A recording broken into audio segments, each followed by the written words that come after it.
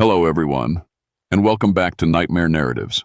I can picture some of you already in bed, maybe some of you just getting home from work. Wherever you are, whatever time it is, I'm glad you're here. If this helps you relax or sleep, please like and subscribe. It means a lot. Now let's get you comfortable, and I'll tell you tonight's story.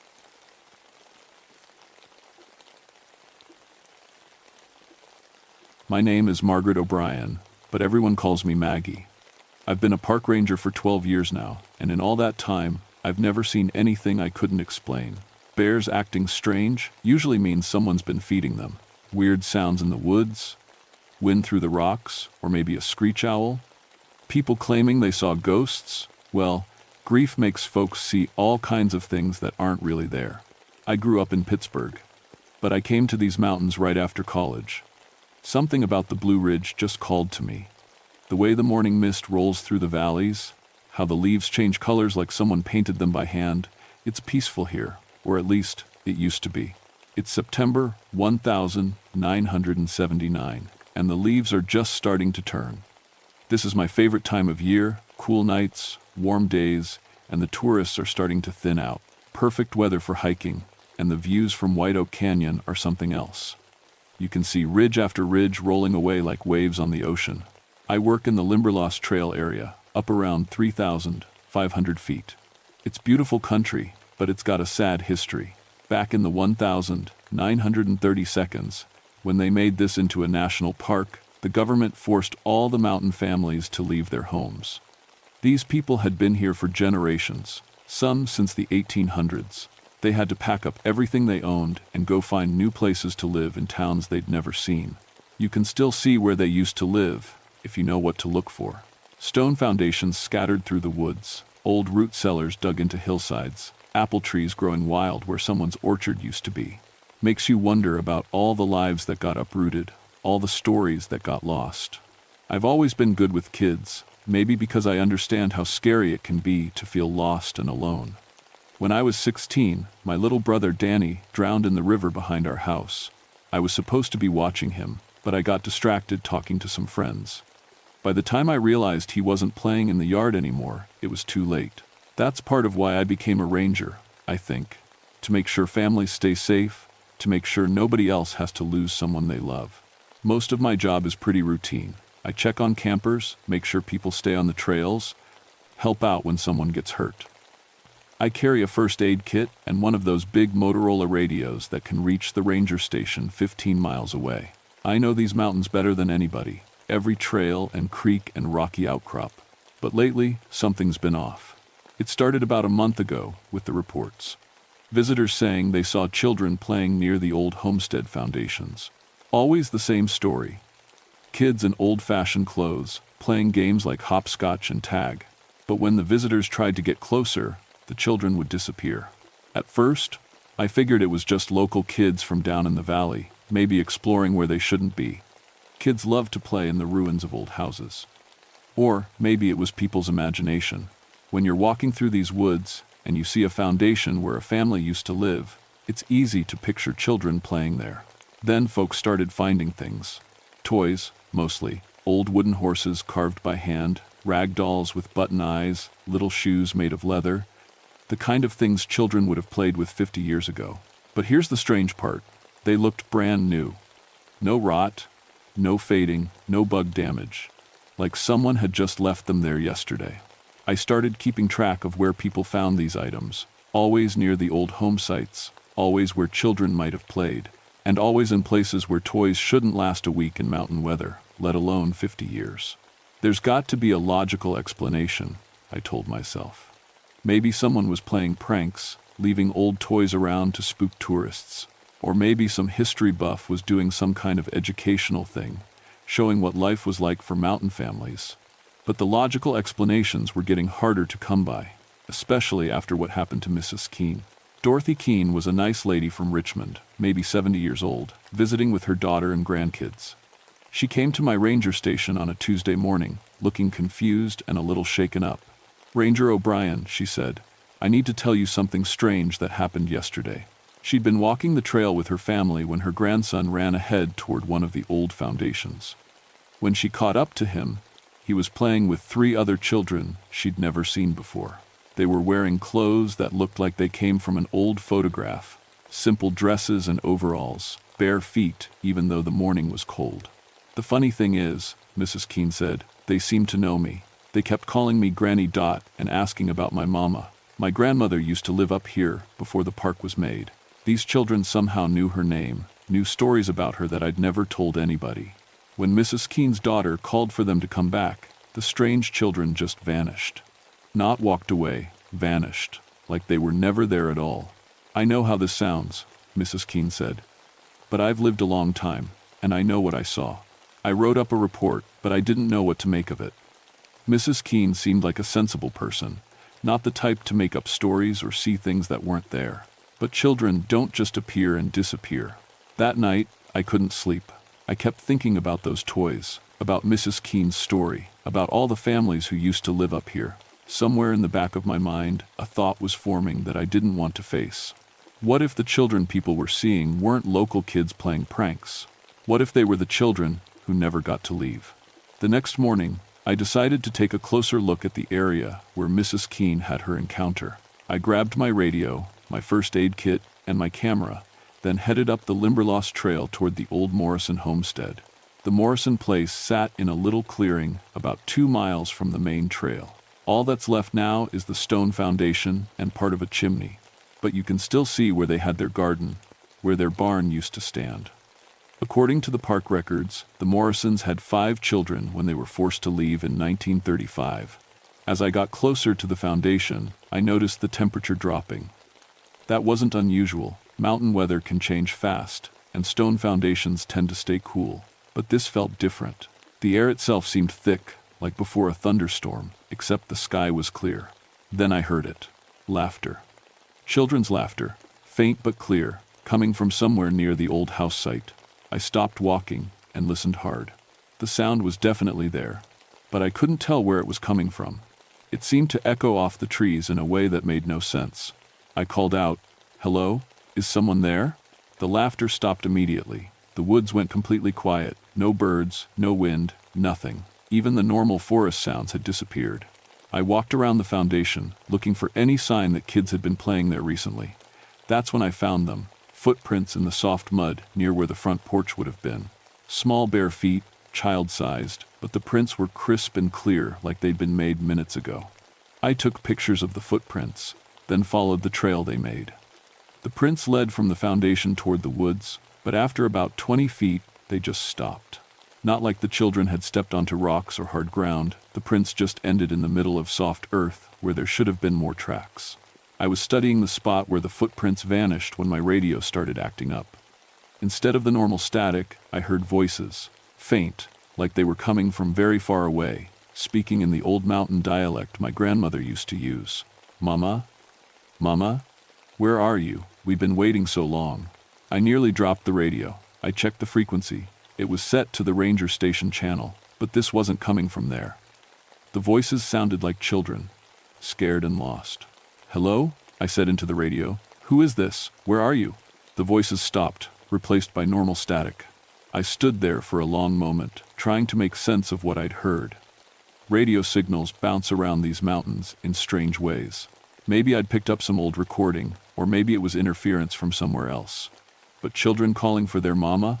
In 1,930 seconds mountain speech? I decided to head back and do some research.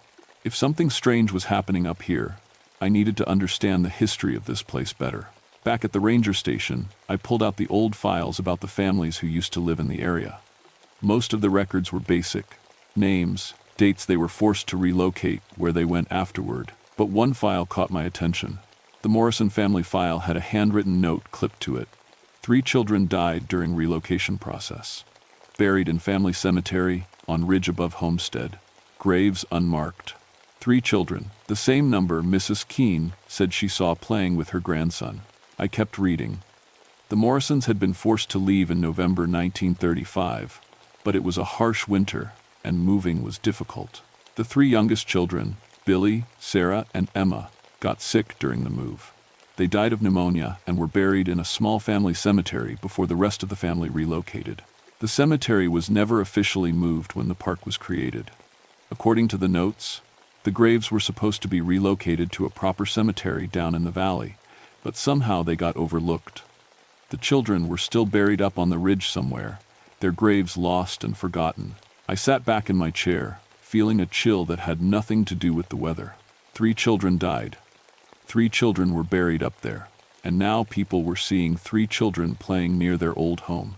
As the sun set that evening, I found myself looking up toward the Morrison homestead. I'd always thought of myself as a practical person, someone who dealt in facts and evidence. Ghosts were just stories people told, usually when they were grieving or scared. But I couldn't explain away those footprints.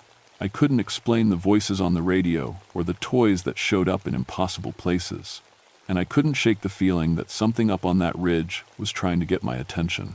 That night, I lay awake thinking about my brother Danny, about how I'd failed to protect him, how I'd been too late to save him, about how desperately I wished I could see him again, could tell him I was sorry.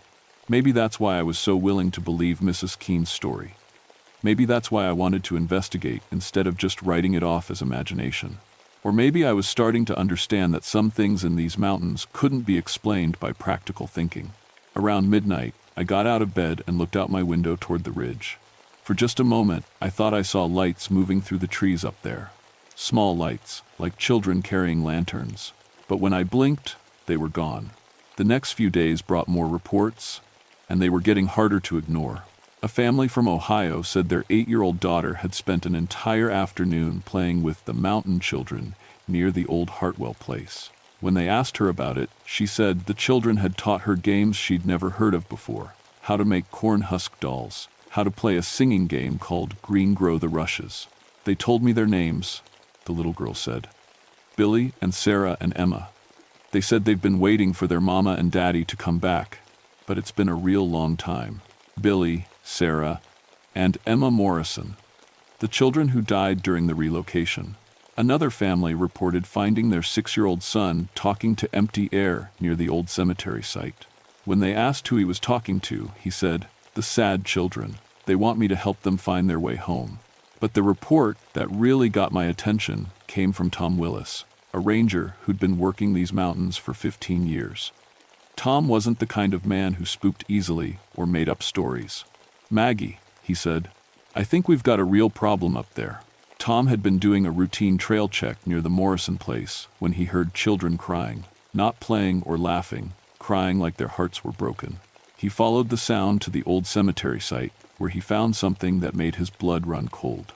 The graves were open, not dug up by animals or vandals. The earth had been pushed up from underneath, like something had been trying to get out. 3 small holes in the ground, each about the size of a child's coffin, and around each hole, scattered like they'd been dropped in haste, were the toys people had been finding. Wooden horses, rag dolls, little leather shoes. "I've seen a lot of strange things in these mountains," Tom said, "but I've never seen anything like this. Those children have been dead for 44 years, Maggie. What could make their graves open up like that?" I knew I had to see it for myself. The next morning, I hiked up to the cemetery site with my camera and notebook. What Tom had described was even worse in person. The 3 graves formed a small triangle on a flat spot near the ridge top. The holes weren't messy like they would be if animals had dug them up. The earth was piled neatly beside each opening, like someone had carefully excavated from the inside. I took pictures, then climbed down into one of the holes to get a better look.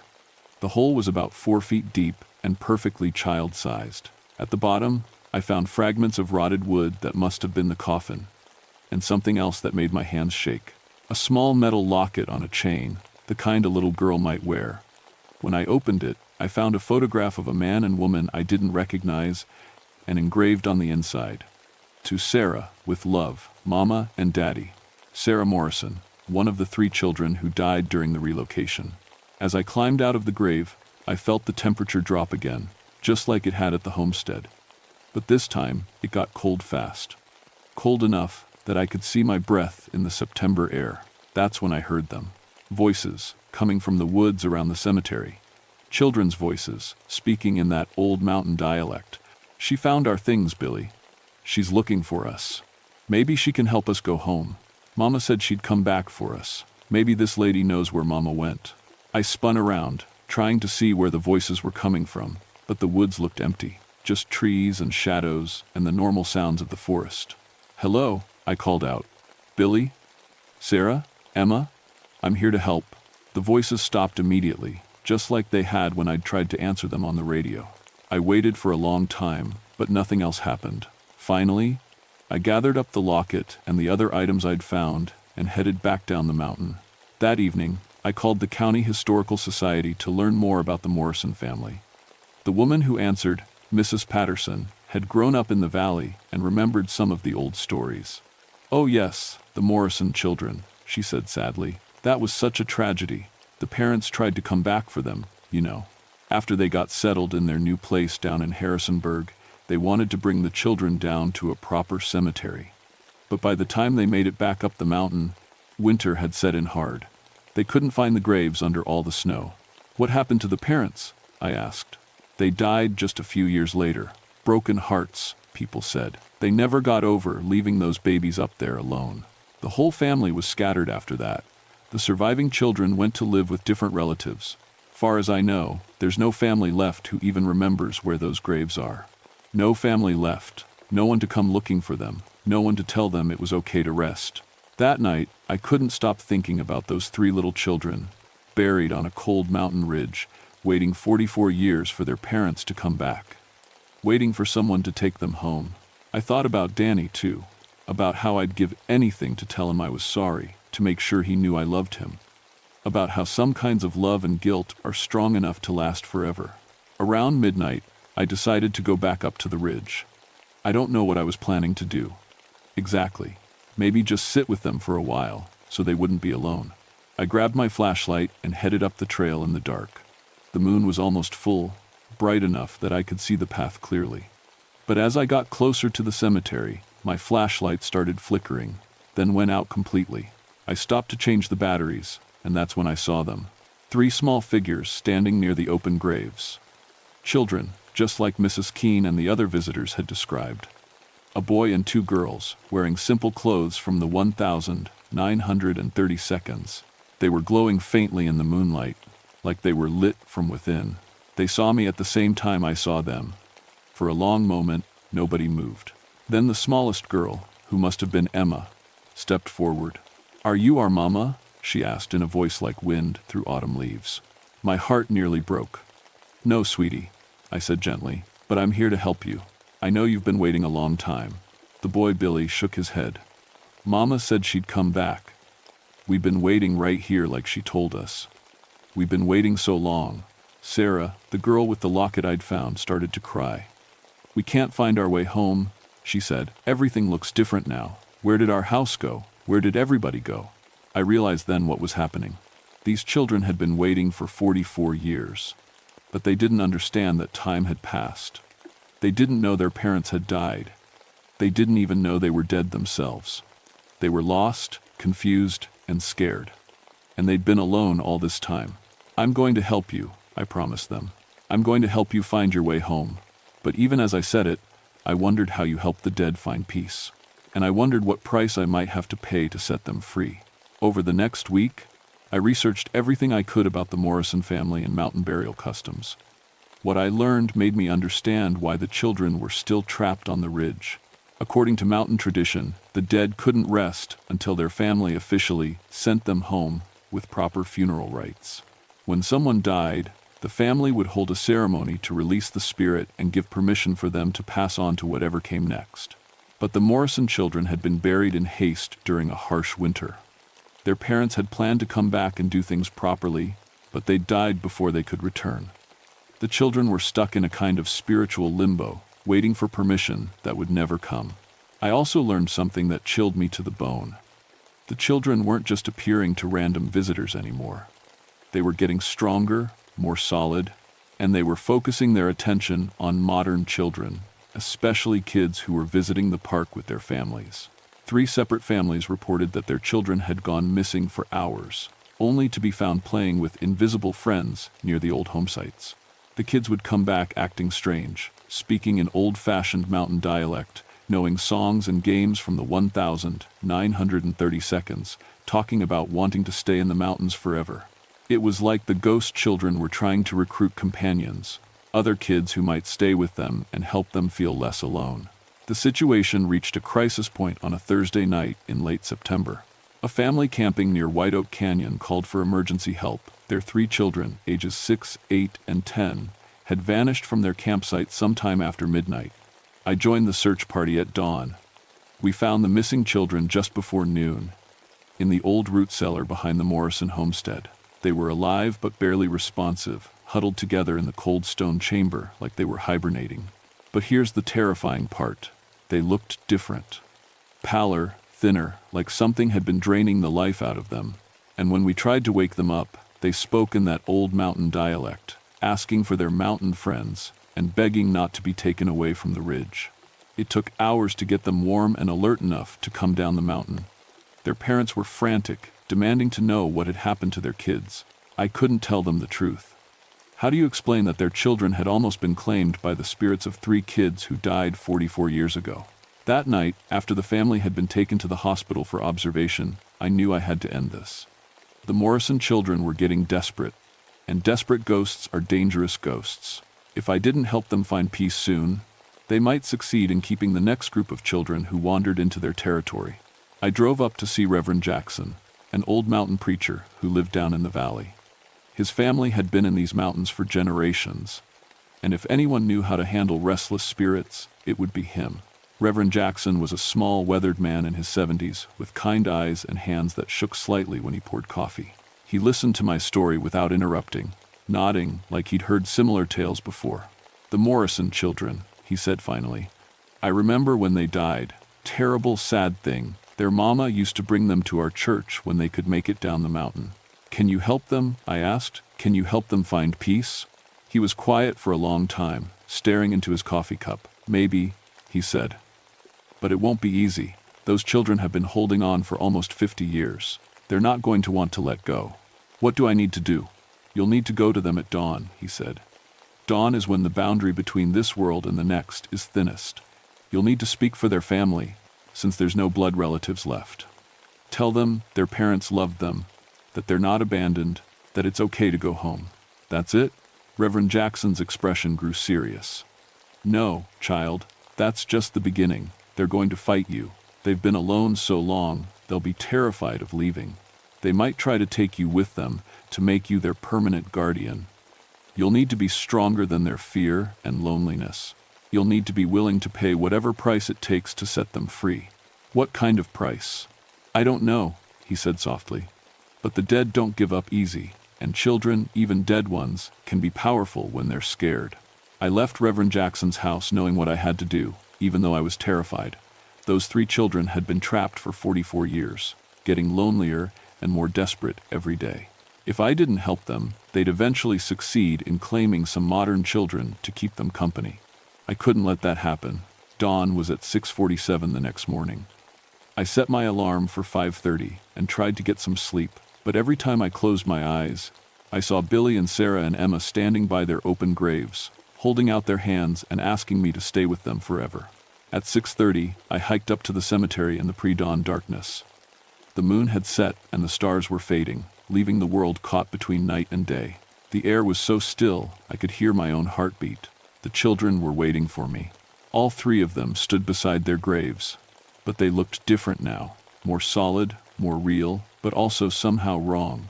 Their eyes reflected the faint starlight like an animal's eyes, and when they moved, they left trails of cold mist in the air. "You came back," Emma said, and her voice sounded like it was coming from the bottom of a well. "We knew you would," Billy added. "You understand us. You lost someone too." Sarah stepped closer, and I could feel the cold radiating from her small body. "Stay with us," she pleaded. "We don't want to be alone anymore. We could be a family." I felt the pull of their loneliness, their desperate need for connection. Part of me wanted to stay, wanted to comfort them, wanted to make up for all the years they'd spent waiting. But I thought about those modern children in the hospital, about how close they'd come to being claimed forever. I thought about all the other families who might visit these mountains, all the other children who might be targeted. "I can't stay," I said gently, "but I can help you go home." The 3 children moved closer, surrounding me in a circle. The temperature dropped so fast that frost started forming on the grass around my feet. "We don't want to go home," Billy said, and his voice was no longer that of a confused little boy. It was ancient, hollow, filled with 44 years of loneliness and rage. "We want to stay here. We want friends who won't leave us. Test those we have DN type. Your parents loved you," I said, trying to keep my voice steady. "They never wanted to abandon you. They tried to come back, but they couldn't find your graves in the snow. They died still loving you, still wanting to bring you home." "Lies," Sarah hissed. "Everyone leaves. Everyone forgets. But if we keep some children here with us, they can't leave. They can't forget." The 3 children joined hands around me, and I felt something trying to grab hold of my soul, trying to pull me down into their cold, lonely world. For a moment, I almost gave in. It would be so easy to stay, to never have to feel guilty about Danny again, to never have to worry about protecting anyone else. But then I thought about why I'd become a ranger in the first place. Not to hide from responsibility, but to make sure other families stayed safe. "Billy Morrison," I said loudly, "your mama and daddy loved you. Sarah Morrison, you were cherished. Emma Morrison, you were wanted. It's time to go home. It's time to rest." The children's grip on my soul tightened, and I felt myself getting weaker, colder, more distant from the living world. "Please," Emma whispered, and she sounded like a lost little girl again. "Please don't make us go alone. We've been alone so long." I looked at her small, pale face, at the desperate hope in her eyes, and I almost broke. But then the first light of dawn touched the ridge, and I knew it was time. "You won't be alone," I promised. "You're going to your parents. They're waiting for you." As the sun rose over the mountains, I spoke the words Reverend Jackson had taught me, the old mountain blessing for sending spirits home. The 3 children began to glow brighter, and for a moment they looked like living children again, warm and solid and real. "Tell them we love them," Sarah whispered as the light grew brighter around them. "Tell them we weren't angry about leaving," Billy added. "Tell them we understand," Emma said softly. And then they were gone, fading into the morning light like mist before the sun. The silence that followed was different from any quiet I'd ever heard in these mountains. It wasn't the heavy, waiting silence that had hung over the ridge for weeks. It was peaceful, like the whole mountainside had finally let out a breath it had been holding for 44 years. I stood there for a long time, watching the sun rise over the endless ridges of the Blue Ridge. The 3 graves were still open, but they looked different now, empty in the way they should be, not like something was missing from them. As I walked back down the trail, I noticed changes everywhere. The temperature felt normal again. Birds were singing near the old homestead sites for the first time in weeks. Even the light seemed different, warmer, and more natural. Over the next few days, the reports stopped coming in. No more sightings of children in old-fashioned clothes. No more toys appearing in impossible places. No more voices on the radio or strange cold spots in the woods. The 3 families whose children had been affected all called to tell me their kids were back to normal. The children remembered playing with mountain friends, but the memories seemed distant now, like something from a dream they could barely recall. I filed my final report on the incidents, listing everything as resolved, no further action required. I didn't mention the supernatural elements, of course. The official record just says that the missing items were likely planted by pranksters who stopped their activities after increased ranger patrols. But the unofficial record, the one I keep in my own private files, tells the real story. 3 children who died during one of the darkest chapters in these mountains' history finally found peace. 3 little spirits who had been trapped by love and loss and bureaucratic neglect finally went home to their parents. A month later, I convinced the Park Service to install a small memorial at the cemetery site. Just a simple stone marker that reads, "In memory of the children who called these mountains home." It doesn't mention names or dates, but people who visit seem to understand its significance. I often find small toys and flowers left there, offerings from families who somehow sense the sadness this place once held. I've changed too, in ways I'm still figuring out. I'm not as quick to dismiss the stories people tell me about strange experiences in the mountains. I've learned that grief and love can be powerful forces, strong enough to hold on to souls long after their bodies are gone. And I've learned that sometimes the most important part of a ranger's job isn't protecting people from the dangers they can see, but helping them make peace with the ones they can't. I still think about Danny sometimes, but the guilt doesn't eat at me the way it used to. Helping Billy and Sarah and Emma find their way home somehow helped me understand that love doesn't end when someone dies. It just changes form. These mountains are old, and they hold a lot of stories. Some of them are happy stories about families building lives in beautiful places. Some of them are sad stories about people being forced to leave the only home they'd ever known. And some of them are about children who got lost along the way, who needed someone to help them find the path back to the people who loved them. I'm proud that I got to be part of that last kind of story. I'm proud that Billy and Sarah and Emma Morrison don't have to wait alone on the ridge anymore. But sometimes, when the moon is full and the mist rolls through the valleys, I swear I can still hear children laughing in these woods. Not the sad, hollow laughter of lost spirits, but the joyful sound of kids at play. Maybe it's just my imagination. Maybe it's the echo of all the children who lived and played in these mountains over the centuries. Or maybe it's Billy and Sarah and Emma, finally free to be children again, playing in whatever beautiful place their parents found for them on the other side of the darkness. I hope it's the last one. After waiting 44 years to go home, they deserve to play.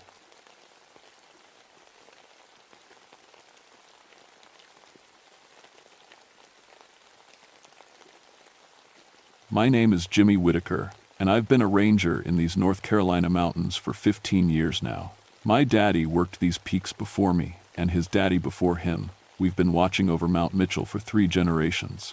At 6,684 feet, she's the tallest mountain east of the Mississippi, and she can be meaner than a wet cat when the weather turns. People always ask me about the stories.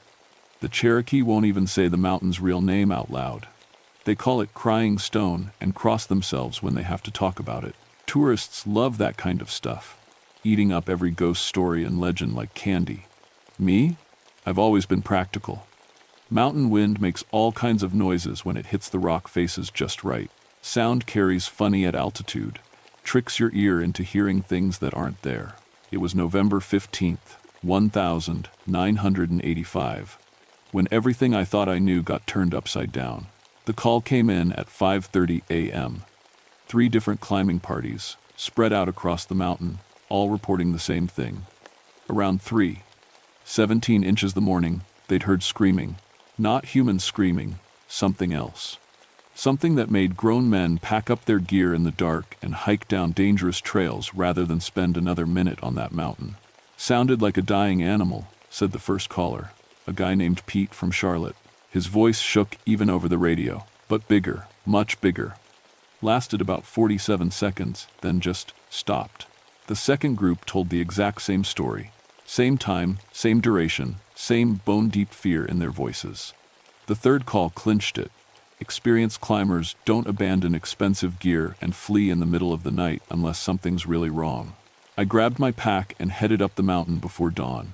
The weather was turning nasty, with heavy clouds rolling in from the west and wind that cut right through your jacket. First snow of the season was coming, and anybody caught above the tree line would be in serious trouble. My radio crackled as I hiked the main trail. "Jimmy, this is base. You copy?" "I copy, Sarah. What have you got?" "Weather service says wind speeds hitting 50 miles per hour at the summit. Visibility near zero with the fog. You sure you want to go up there?" I stopped and checked my altimeter. Already at 5,200 feet, and the weird part was just starting to hit me. Usually by this elevation, you'd see squirrels, maybe hear a few birds.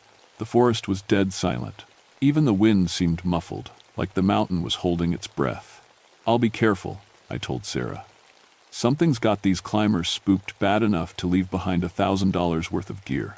"I need to know what." The first piece of equipment I found was a brand new climbing harness, still clipped to a rope that disappeared over a ledge. The rope was cut clean, not frayed like it would be if someone fell. Cut with a knife, like someone needed to get free fast. I followed the trail of abandoned gear up toward the 6,000-foot mark. Backpacks, sleeping bags, even a pair of expensive boots, all left behind like people had just vanished. But there were no footprints leading away from the gear. With the soft earth from yesterday's rain, there should have been tracks everywhere. That's when I heard it for the first time. A low sound that seemed to come from the rock itself. Not quite a moan, not quite a whistle. It made my teeth ache and set my nerves on edge. The sound every animal in these mountains had learned to fear. I radioed down to base, and asked Sarah to contact Tom Crowfeather, the Cherokee elder who sometimes helped us with cultural issues. If anyone knew what was really going on with this mountain, it would be him. While I waited, I set up my equipment. I had recording devices, infrared cameras, even a seismograph to detect ground vibrations. 15 years of ranger work had taught me to document everything, especially when it didn't make sense. Tom arrived just before sunset, moving up that trail like a man half his age. He took one look at the abandoned gear and shook his head. "You shouldn't be here, Jimmy," he said quietly. "Not tonight. Tonight is the death moon. Come on, Tom. You know I respect your traditions, but I've got people scared out of their minds. I need facts, not stories." Tom picked up one of the abandoned backpacks and turned it over in his weathered hands. "Your people don't listen. This mountain has rules. Break them, and the guardians wake up." "What guardians?" "The ones who've been protecting this place since before your people came." "Since before my people came, if the old stories are true." Tom's eyes grew distant. "Something happened here 42 years ago. Something that disturbed the balance. Every year since then, on this exact night, the mountain cries out." I wanted to argue, but the look in Tom's eyes stopped me. This wasn't superstition talking, this was fear. As darkness fell, I positioned myself at a small clearing around 5,800 feet. My equipment was running, radios were charged, and I had enough supplies to last until morning. Whatever was scaring people off this mountain, I was going to record it. The temperature dropped fast after sunset. By midnight, my breath came out in white puffs, and frost was forming on my gear.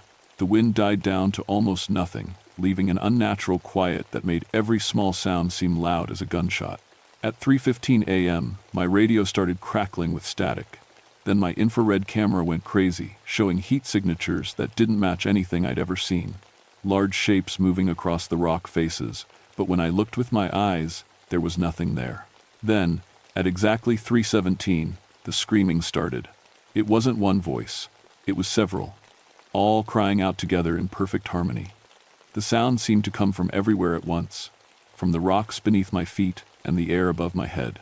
It was pain and loss and desperate need all rolled into one awful noise that made my bones vibrate.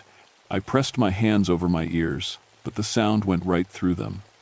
It was inside my head now, inside my chest, making my heart skip beats.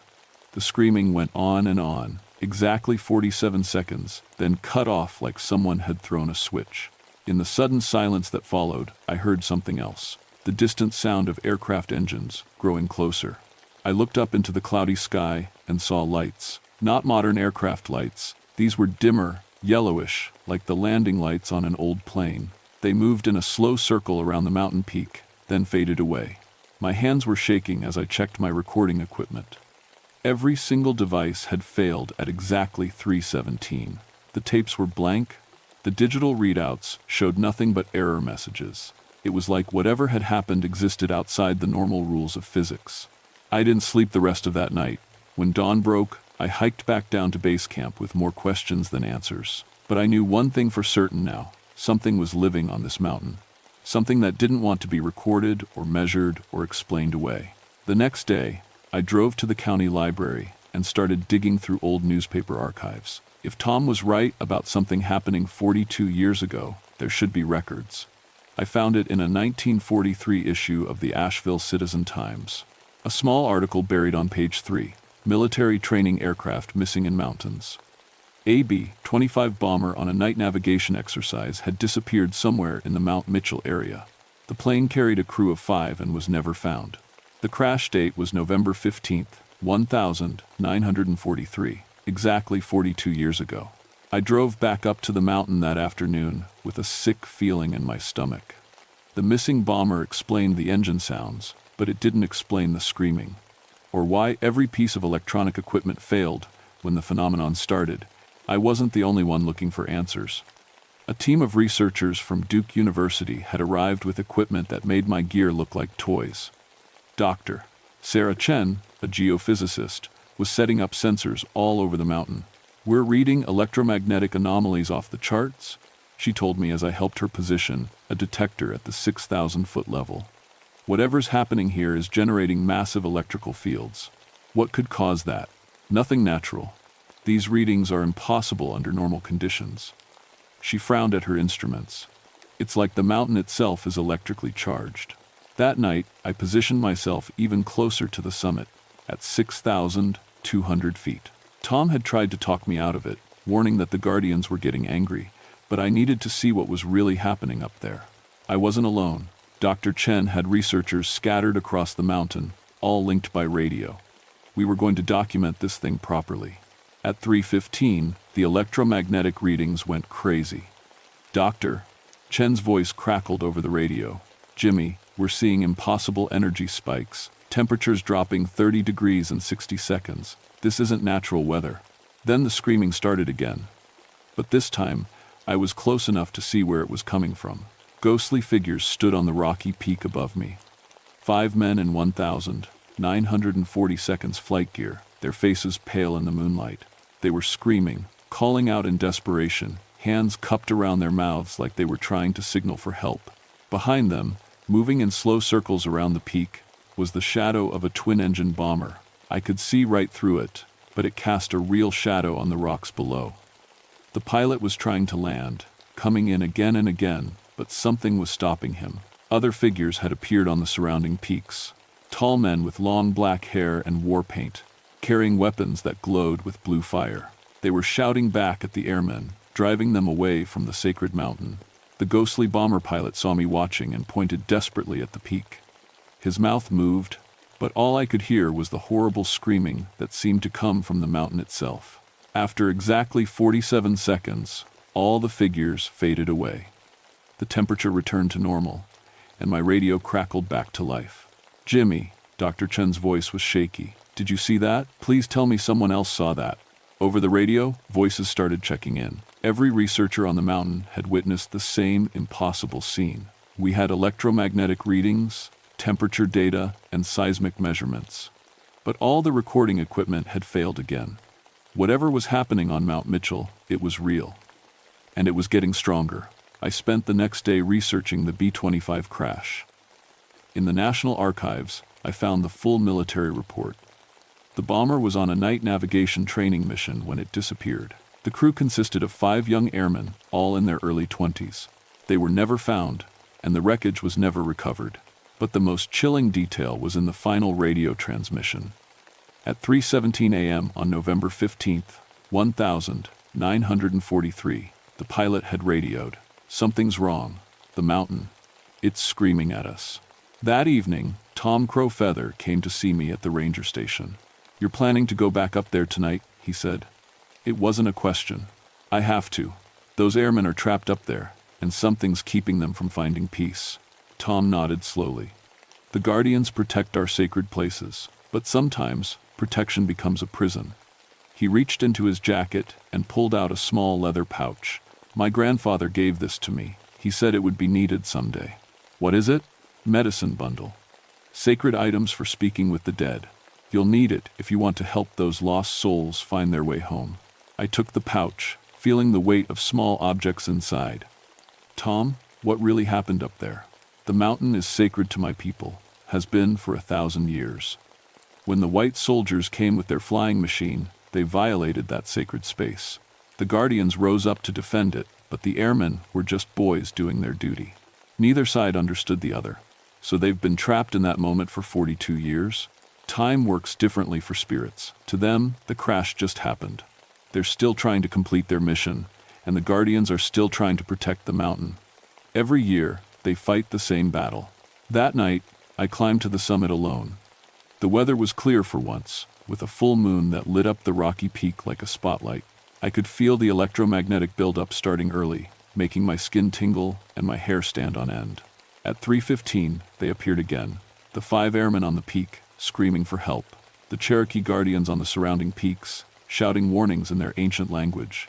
And circling overhead, the ghostly B-25 bomber, its pilot desperately trying to find a safe place to land. This time, I walked toward them. The pilot saw me coming and pointed frantically at his instruments. Through some kind of supernatural communication, I understood what he was trying to say. Their navigation equipment had failed. They were lost in the clouds and running out of fuel. They just wanted to land safely and complete their mission. But every time they tried to land, the Cherokee Guardians drove them back. The warriors saw only invaders violating their sacred space, not scared young men in trouble. I pulled out Tom's medicine bundle and held it high. The guardians stopped their shouting and looked at me with surprise. One of them, taller than the rest with eagle feathers in his hair, stepped forward. Somehow, I found the words, "These men are lost. They don't mean to dishonor your sacred place. They just want to go home." The guardian leader looked from me to the airman, then back to the medicine bundle in my hands.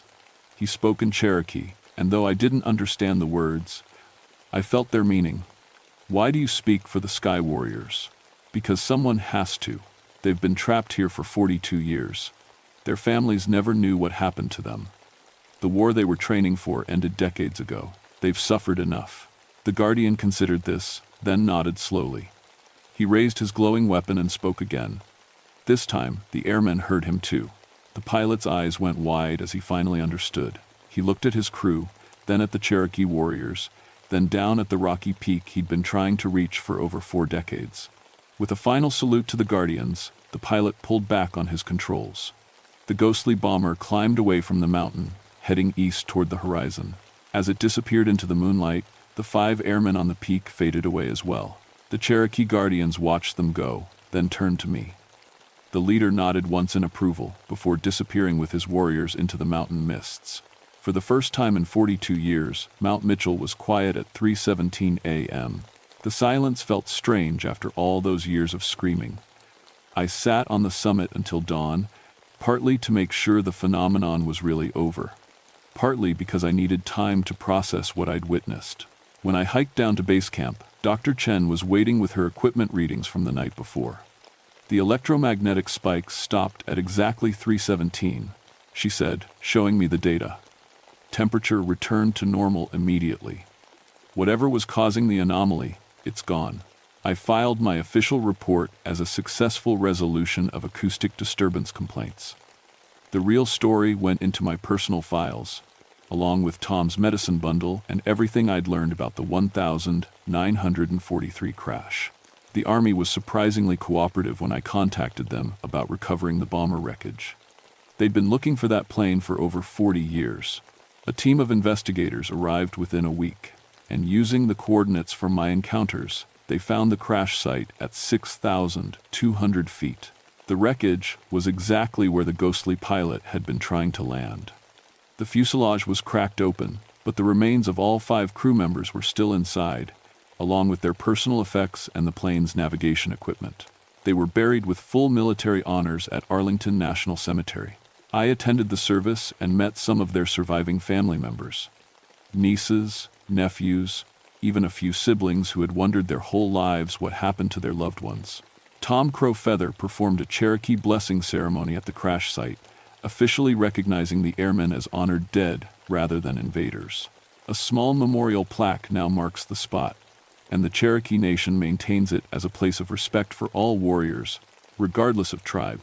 I still work Mount Mitchell, but my job has changed. Word gets around in the Ranger Network about unusual incidents, and I've become the guy they call when something doesn't fit the normal explanations. I've helped resolve 3 similar cases in other parts of Appalachia, always involving sacred sites and trapped spirits.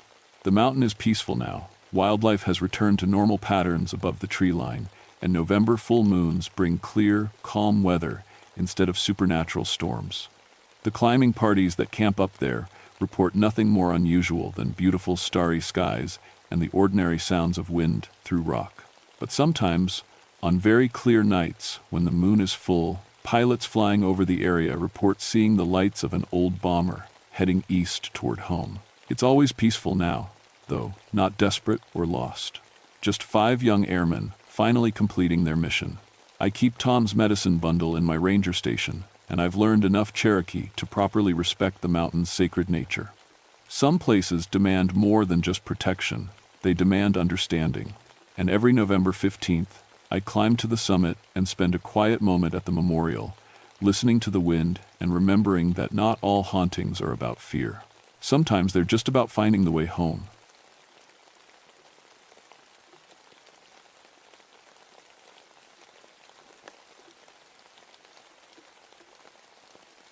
My name is Samuel Fletcher, but everyone calls me Sam. I've been a forest ranger for 19 years now, and I thought I'd seen everything these West Virginia mountains had to offer. Bears, wildcats, the occasional lost hiker who thinks they can handle the wilderness with nothing but sneakers and a granola bar. After Vietnam and losing my wife Sarah to cancer 3 years back, I figured the worst surprises were behind me. I was wrong. It was February 1988, one of the coldest winters I'd ever seen in the George Washington National Forest.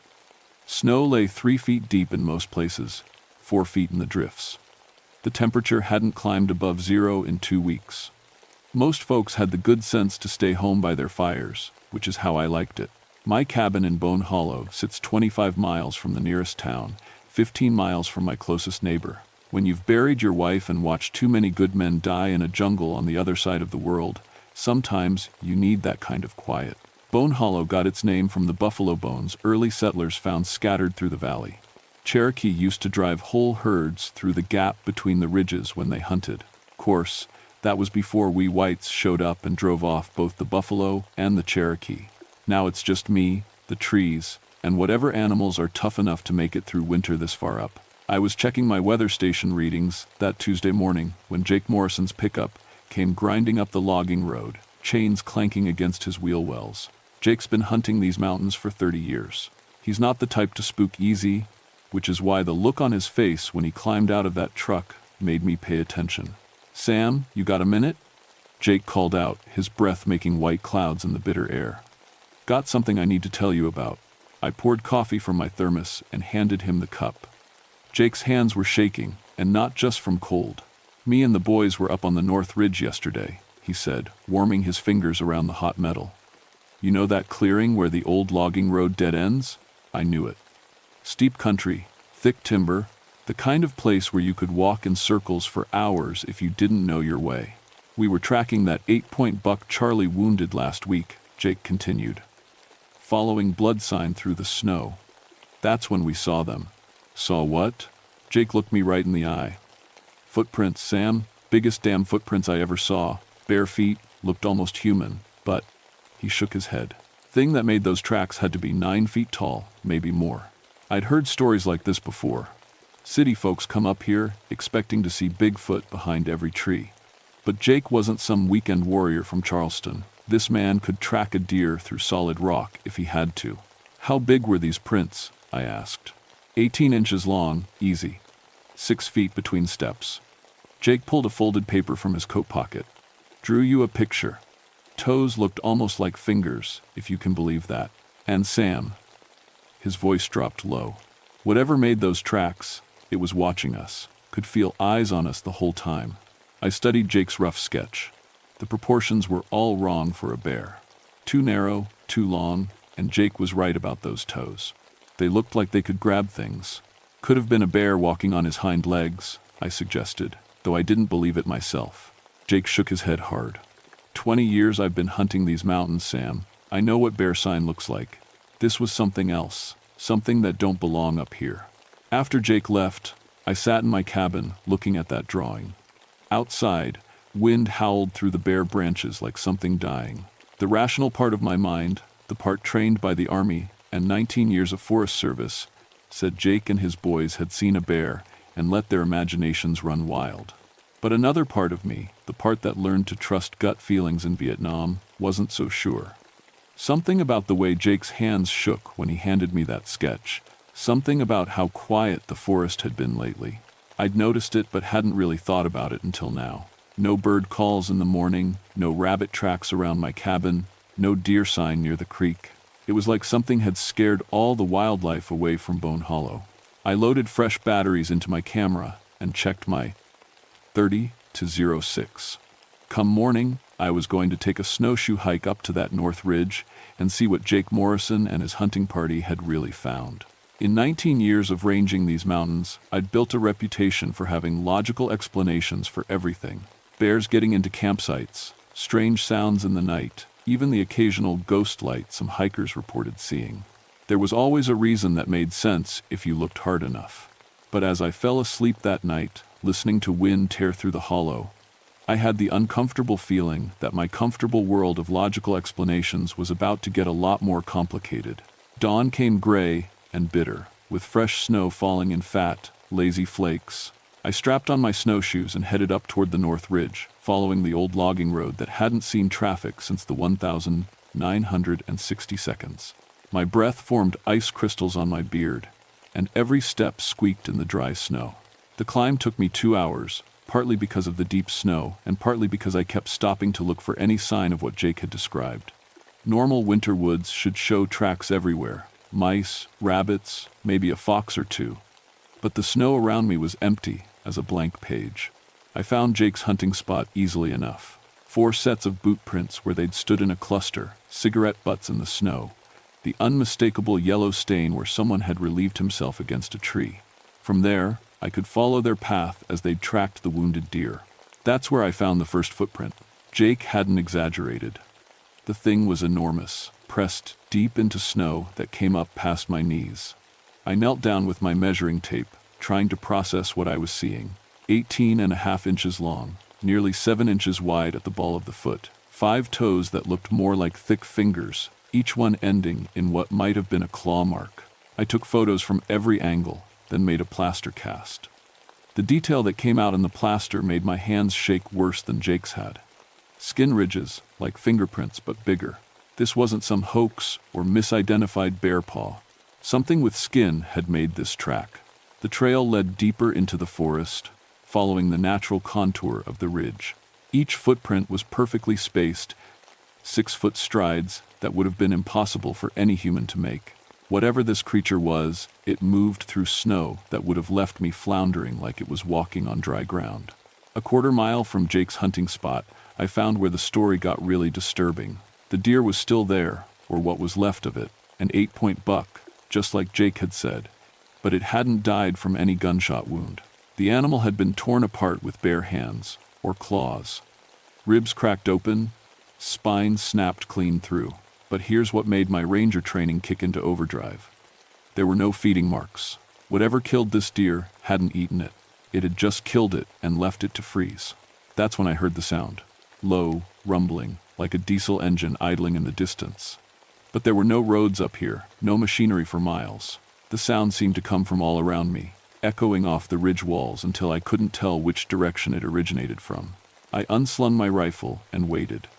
The sound came again, closer this time, and now I could tell it wasn't mechanical. It was organic, alive, like the world's biggest dog growling deep in its chest. My military training kicked in, scan the area, identify threats, find cover. But there was nowhere to hide on that exposed ridgeline, and whatever was making that sound could see me just fine. The growling stopped. Forest went dead, quiet, not even wind in the trees. That's when I noticed the smell. Thick, musky, like a wet animal but stronger. Like a zoo on a hot summer day. I turned in a slow circle, rifle ready, eyes scanning the tree line. That's when I saw it. About 50 yards away, standing at the edge of a thick stand of hemlocks, was the biggest living thing I'd ever seen outside of a zoo.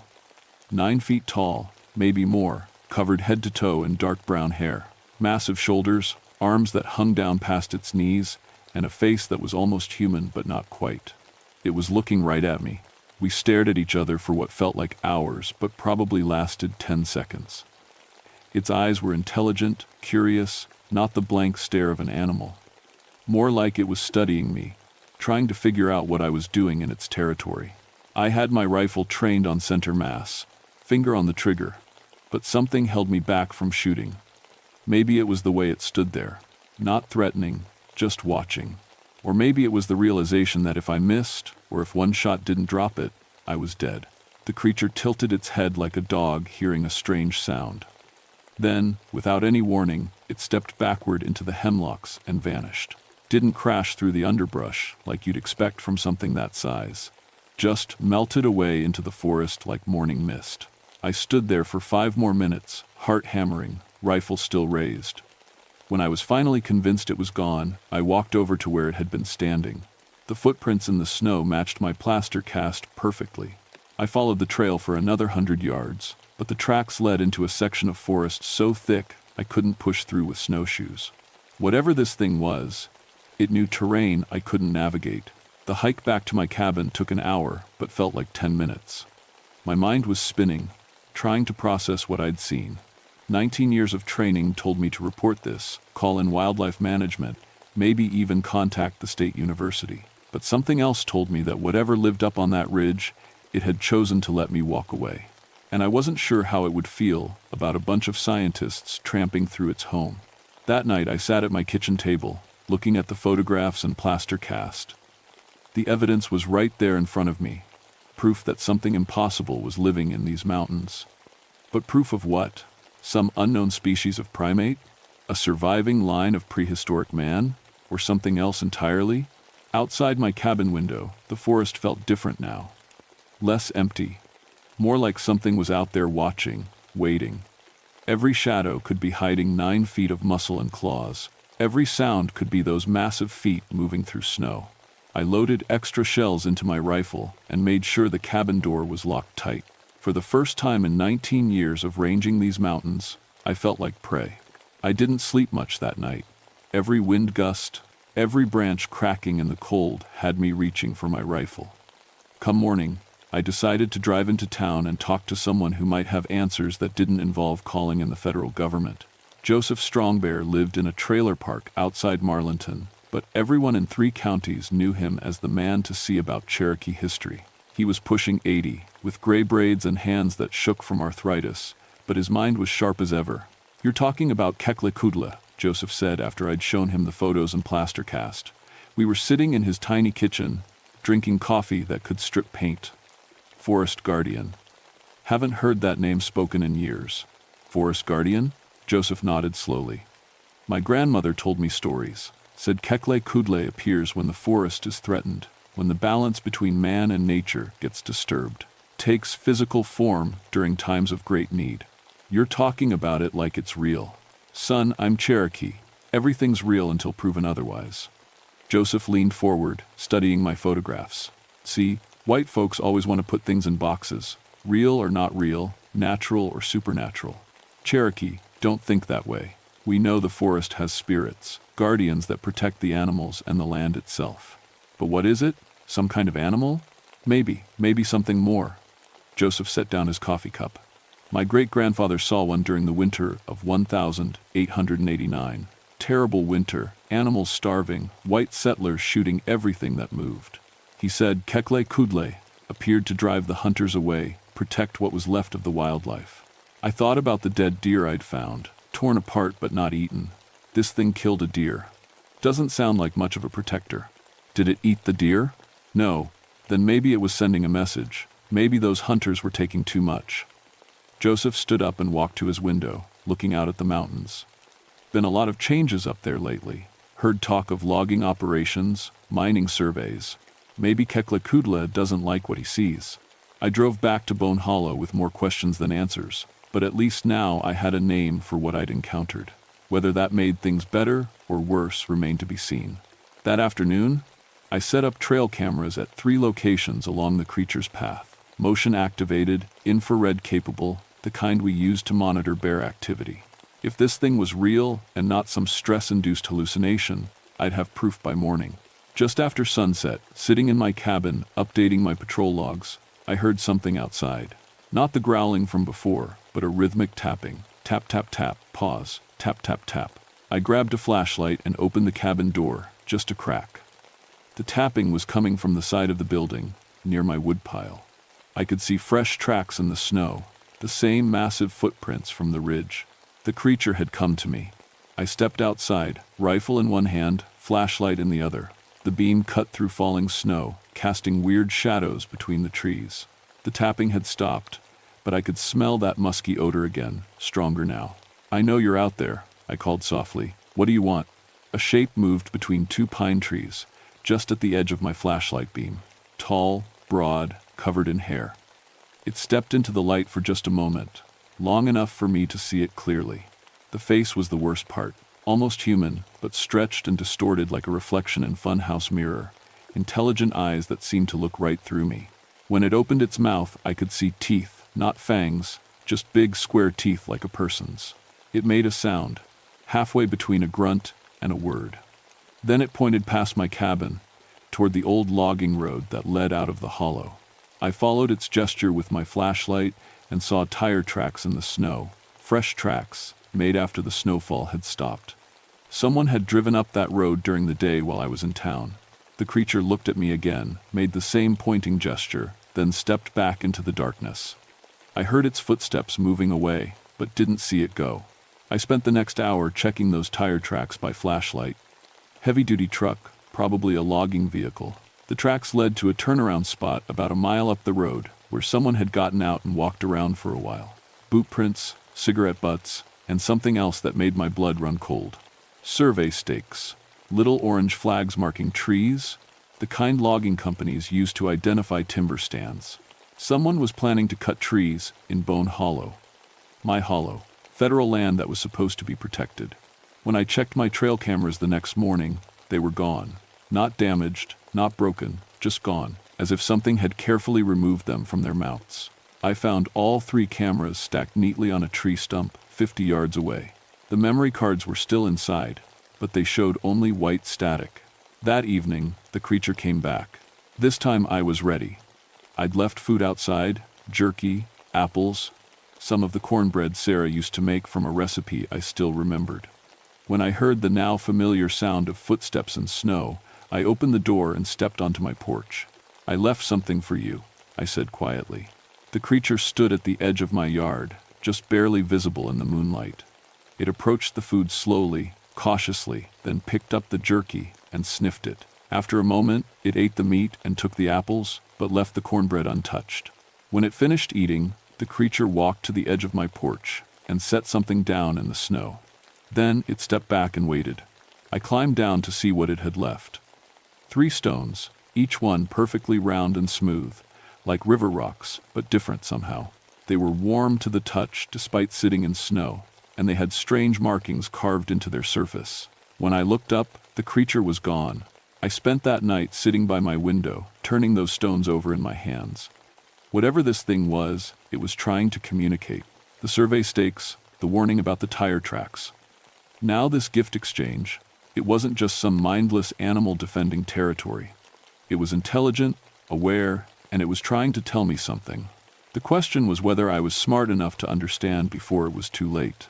Outside, snow kept falling, and somewhere in the darkness of Bone Hollow, something that shouldn't exist was watching over a forest that men in expensive suits had decided to destroy. 3 days later, they came with chainsaws.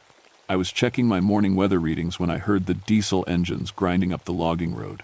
Not one truck this time, but a whole convoy.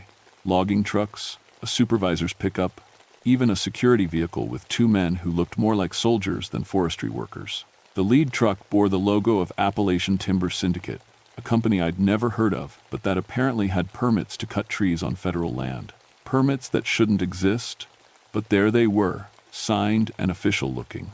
I tried to explain about the protected status of Bone Hollow, about the wildlife surveys that needed to be completed first, about proper environmental impact procedures.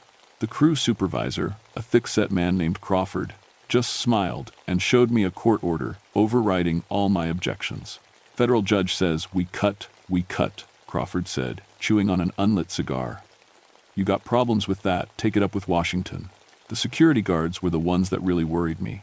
They carried themselves like ex-military, and they watched me with the flat, professional stare of men who'd been paid to make problems disappear. When I radioed my district supervisor to report the situation, I was told to cooperate fully and stay out of the way. Someone with serious money and political connections wanted these trees cut, and they weren't about to let one forest ranger stop them. The cutting started that afternoon. I watched from my cabin as they began taking down the old-growth hemlocks near the creek, trees that had been standing when Cherokee still hunted buffalo through this valley. Each falling giant shook the ground hard enough to rattle my windows. As the sun went down and the crew headed back to town, I walked through the devastation. Stumps where mighty trees had stood that morning, branches and sawdust scattered like battlefield debris. The creek was already running muddy from disturbed soil. That's when I realized I wasn't alone. The creature stood in the center of the cutting zone, surrounded by the wreckage of its forest home. In the fading light, it looked bigger than before, more solid somehow, as if grief and rage were giving it substance. When it saw me, it made a sound I'd never heard before. Not a growl, but something closer to a moan of pain. It walked over to one of the biggest stumps, knelt down, and placed both massive hands on the cut surface. I swear I could feel something pass between them, some kind of connection that went deeper than anything I understood. When it looked up at me, its eyes were no longer curious. They were full of an intelligence that burned with purpose and fury. I tried to stop them, I said quietly. I don't have enough authority. The creature stood and pointed toward the road where the logging trucks had disappeared. Then it looked back at me and made a gesture I couldn't misinterpret. It drew one clawed finger across its throat. The killing was about to begin. I spent that night trying to contact everyone I could think of. Environmental groups, wildlife protection agencies, even the FBI. But the permits were legitimate, backed by federal authority I couldn't challenge. As far as the law was concerned, Appalachian Timber Syndicate had every right to clear-cut Bone Hollow. The law wasn't going to help. The creature and I were on our own. The logging crew returned at dawn, ready for another day of destruction. But something had changed overnight. Their chainsaws wouldn't start. Every one of them flooded or fouled beyond repair. The logging trucks developed mysterious hydraulic leaks that left them sitting useless in puddles of red fluid. Crawford blamed sabotage and called in the security guards, but there was no sign of human interference. The equipment had simply failed, all at once, as if the forest itself was fighting back. "Fix it," Crawford shouted at his mechanics. "I don't care what it takes, get this gear running." While they worked on the machines, I noticed something else. The remaining wildlife was leaving. I watched deer, rabbits, even the winter birds streaming out of the hollow in a steady exodus. They seemed to know what was coming. By noon, the crew had the chainsaws running again. By 12:30, 3 loggers had been injured in separate accidents. A falling branch, a chainsaw malfunction, a slip on mysteriously icy ground. Crawford sent them to the hospital and brought in replacements. At 2 p.m., one of the security guards spotted the creature. "Contact! Contact!" he shouted into his radio, drawing a high-powered rifle. Unknown, hostile, approximately 9 feet tall, moving through the tree line. I tried to tell them to hold fire. That shooting would only make things worse, but they weren't listening to me anymore. The guards had orders to protect the operation from all threats, and they'd decided the creature qualified. The first shot echoed through the hollow like thunder. I saw bark explode from a tree where the creature had been standing, but it was already gone, moving through the forest with impossible silence. More shots followed, the security team trying to track something they could barely see. The creature was playing with them, appearing for just a moment at the edge of their vision, then vanishing before they could get a clean shot. The logging crew had stopped work and taken cover behind their trucks. These were men who worked dangerous jobs in remote places, but what they were seeing now was beyond their experience. "What the hell is that thing?" one of them shouted. Crawford was screaming into his radio, demanding backup, more guards, maybe even military support. But I could hear in his voice that he was starting to realize the truth. Whatever they'd disturbed in this forest was beyond the power of guns and money to control. That's when the real attack began. The creature came out of the forest like a force of nature, not hiding anymore, not playing games. 9.5 feet of muscle and fury, moving faster than anything that size had a right to move. The security guards opened fire, but their shots went wild as they scrambled to track something that could leap 20 feet between trees. One guard went down, not shot but swatted aside by a massive hand that sent him flying into a tree trunk. The second guard emptied his magazine, then fumbled to reload as the creature closed distance between them. I found myself running toward the confrontation, rifle in hand, though I wasn't sure who I was planning to shoot. The creature that was defending its home, or the men who were destroying it? The decision was made for me when Crawford pulled a pistol and aimed it at my chest. "You did this," he snarled. "You sabotaged our equipment, brought that thing down on us." "I didn't bring anything," I said, keeping my rifle pointed at the ground. "You did this when you decided to cut protected forest." "Protected?" Crawford laughed, but there was no humor in it. "Son, there ain't no protection where there's enough money involved. We got permits to clear every tree in this valley, and we're gonna do it even if we have to kill every animal and burn every blade of grass." That's when I understood. This wasn't about timber rights or legal permits. Someone wanted Bone Hollow stripped bare. Wanted whatever lived here, driven away or destroyed. The logging was just an excuse. Crawford's finger tightened on his trigger, but he never got the chance to fire.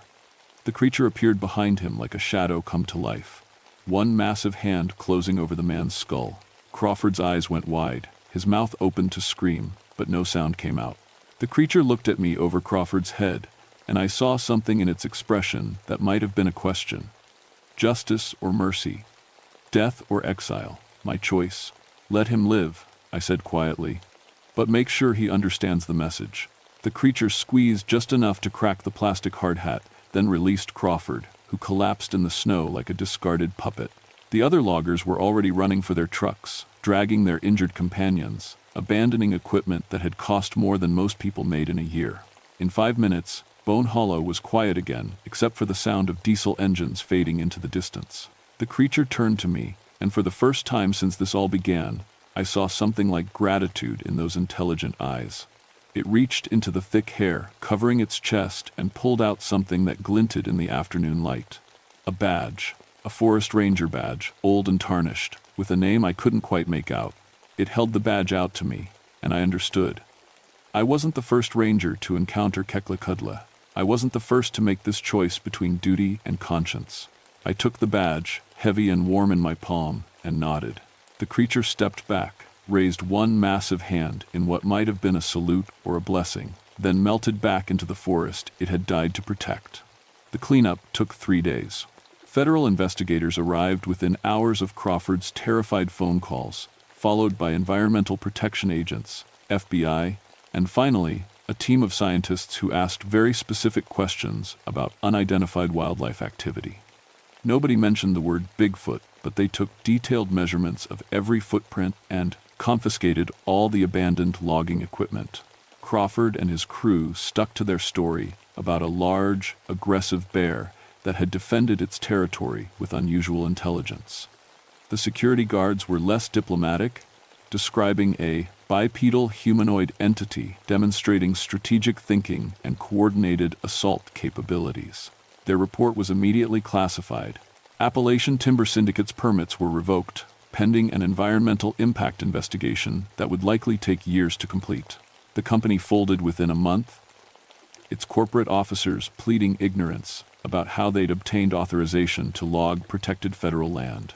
I kept my job, even got a commendation for exceptional dedication to forest preservation in the face of illegitimate commercial pressure. Nobody asked too many questions about exactly how I'd convinced armed loggers to abandon a $1 million operation.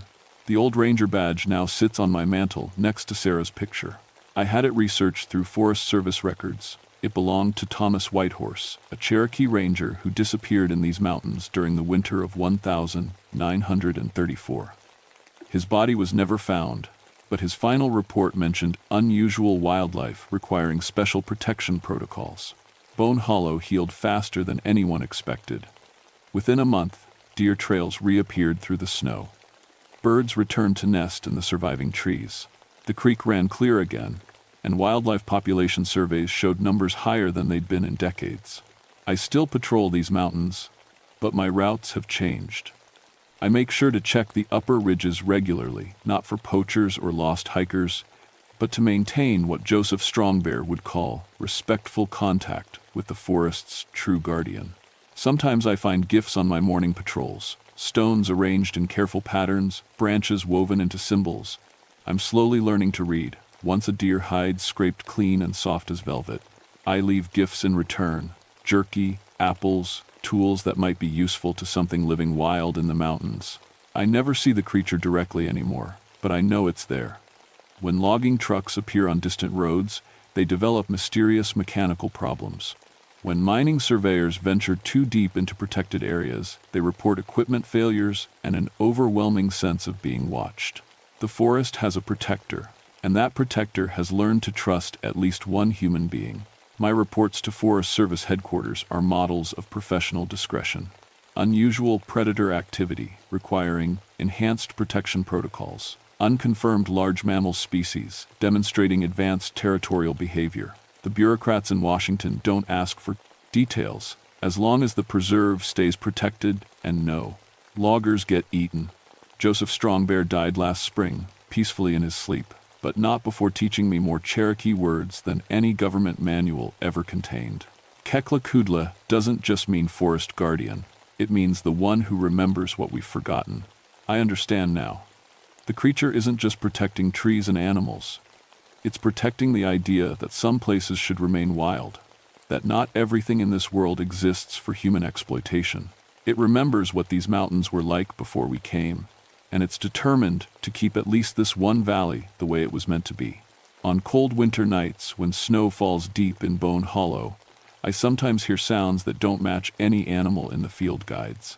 A voice calling across the ridges, ancient and patient, reminding the forest that it's still protected, still safe. And sometimes, just sometimes, that voice sounds almost human. 3 years have passed since Crawford and his crew ran screaming from these mountains. The official investigation concluded with recommendations for enhanced environmental protection protocols and improved interagency communication regarding sensitive ecological zones. The scientific team's final report was marked "Need to Know Only" and filed somewhere I'll never see it. But I know what they found, because I helped them find it.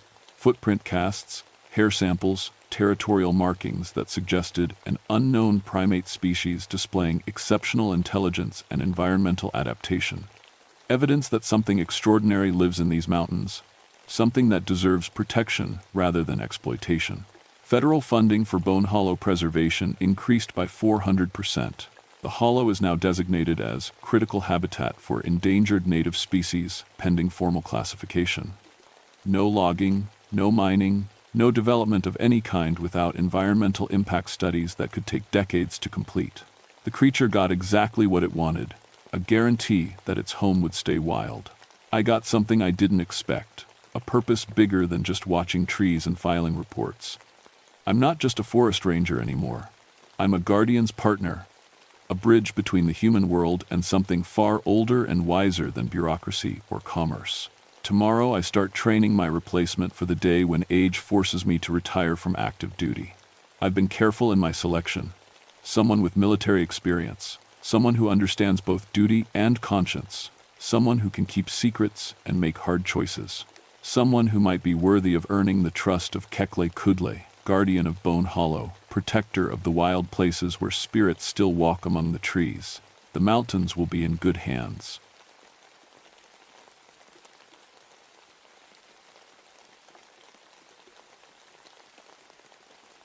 My name is Franklin Caldwell, but folks around here just call me Frank. I've been walking these mountains for 17 years now as a park ranger, and I thought I'd seen everything the Smokies had to offer. Bears, lost hikers, drunk hunters who think they're Daniel Boone, you name it, I've dealt with it. My grandfather used to tell stories about these mountains when I was a kid. Strange stories about hungry spirits and Cherokee curses. Back then, I figured it was just mountain folk trying to scare city people away from their favorite fishing spots. I was wrong about a lot of things. It was October 1983 when everything changed. The leaves were just starting to turn, painting the mountainsides in reds and golds that would make a postcard jealous.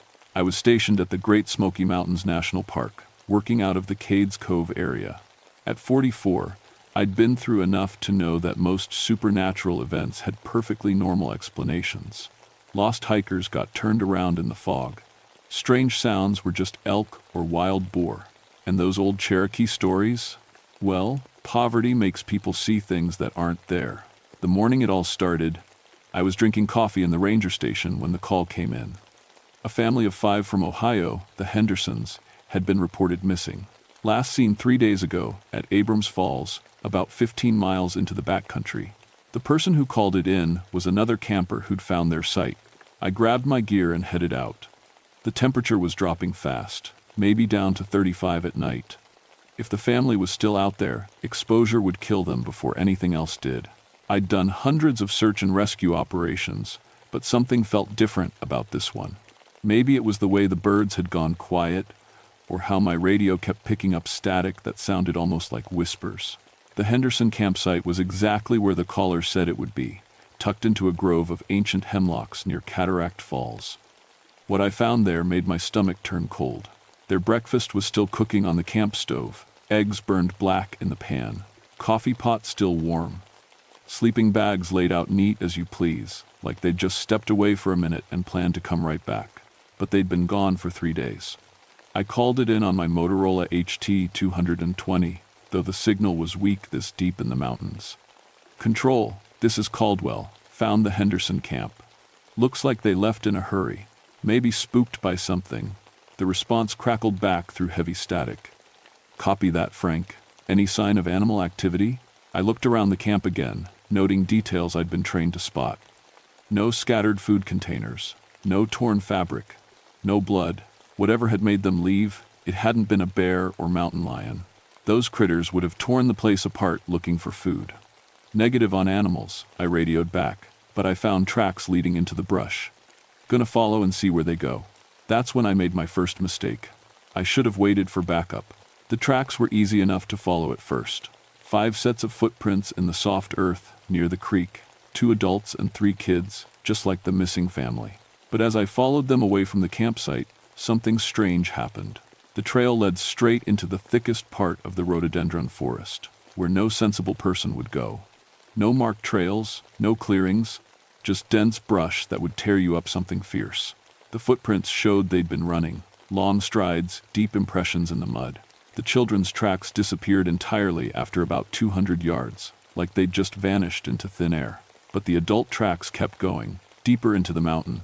I followed for another quarter mile before I noticed how quiet everything had gotten. No birdsong, no squirrels chattering. Even the insects had gone silent. In 17 years of walking these mountains, I'd never experienced quiet like that. It wasn't natural. My compass started acting up around then, the needle spinning like it couldn't decide which way was north. I tapped it a few times, figuring it was just interference from the limestone caves that honeycombed this part of the mountain. But the needle kept spinning, and my radio was nothing but static now. The temperature had dropped at least 10 degrees since I'd entered the brush, which didn't make sense. October in the Smokies was usually mild during the day. But here, in this tangle of rhododendron, my breath was starting to fog. That's when I found the backpack. It was hanging about 12 feet up in an old oak tree, shredded like something had used it for a scratching post. But no bear I knew could reach that high. And the claw marks in the bark were wrong somehow. Too long, too deep, and they seemed to spiral around the trunk in a pattern that hurt to look at too long. I managed to get the pack down with a long branch. Inside was a wallet with an Ohio driver's license, ECTO, Robert Henderson, 38 years old. The photo showed a smiling man with his arm around a woman and 3 kids, normal family. Normal people who should have been safe on a normal camping trip. But normal families don't just disappear into the deepest parts of the mountains. And they sure don't leave their stuff hanging in trees like some kind of twisted Christmas ornament. I was about to head back for reinforcements when I heard the sound that changed everything. It was a voice, faint but clear, calling from somewhere deeper in the forest. Help us, please, someone help us. It sounded like a little girl. Every instinct I'd developed in 17 years told me to turn around and get back up. But that voice, scared and small and desperate, cut right through my training. If there was even a chance one of the Henderson kids was alive out there, I had to try. I'm coming, I shouted back. Keep calling so I can find you. The voice came again, but from a different direction this time. Then another voice, an adult man. Over here, we're trapped. I followed the sounds deeper into the brush, pushing through thorns that grabbed at my uniform like skeletal fingers. The voices kept calling, always just ahead, always just out of reach. But something was bothering me about them. They sounded clear, like the people were right next to me, but I could never see anyone.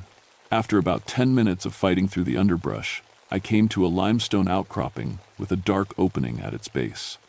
A cave entrance, maybe 4 feet high and half hidden by hanging moss. The voices were coming from inside. Hello, I called out. This is Park Ranger Frank Caldwell. Are you hurt? Down here, came the reply. We fell through a hole, can't get out. I clicked on my flashlight and peered into the cave mouth. The beam seemed to get swallowed up by the darkness, not reaching nearly as far as it should. But I could see boot prints in the mud near the entrance and what looked like fabric caught on the rocks. Protocol said to wait for backup and proper cave rescue equipment. But those voices sounded so frightened, so desperate. How could I live with myself if someone died while I was waiting for the cavalry? I squeezed through the cave entrance, calling out to let them know I was coming. The tunnel sloped downward at a steep angle, and my flashlight beam showed smooth limestone walls that had been carved by water over thousands of years.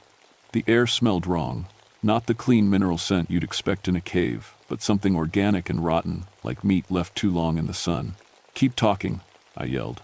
"I'm following your voices." But the voices had stopped.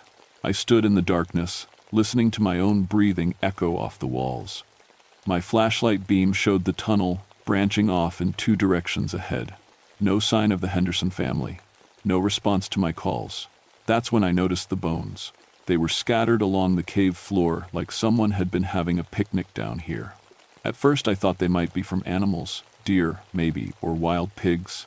But as I got closer, I saw they were too big, too human. Some still had fragments of clothing attached. My hand started shaking as I picked up what was clearly a child's sneaker, still laced tight. Inside was a small foot bone. On the sole, I could just make out faded cartoon characters. "Jesus Christ," I whispered. That's when I heard the footsteps.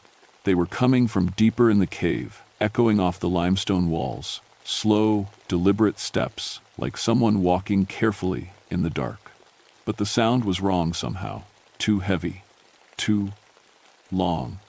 Like whatever was making them had feet bigger than any human should. "Hello?" I called out, though every nerve in my body was screaming at me to run. "Henderson family? Is that you?" The footsteps stopped.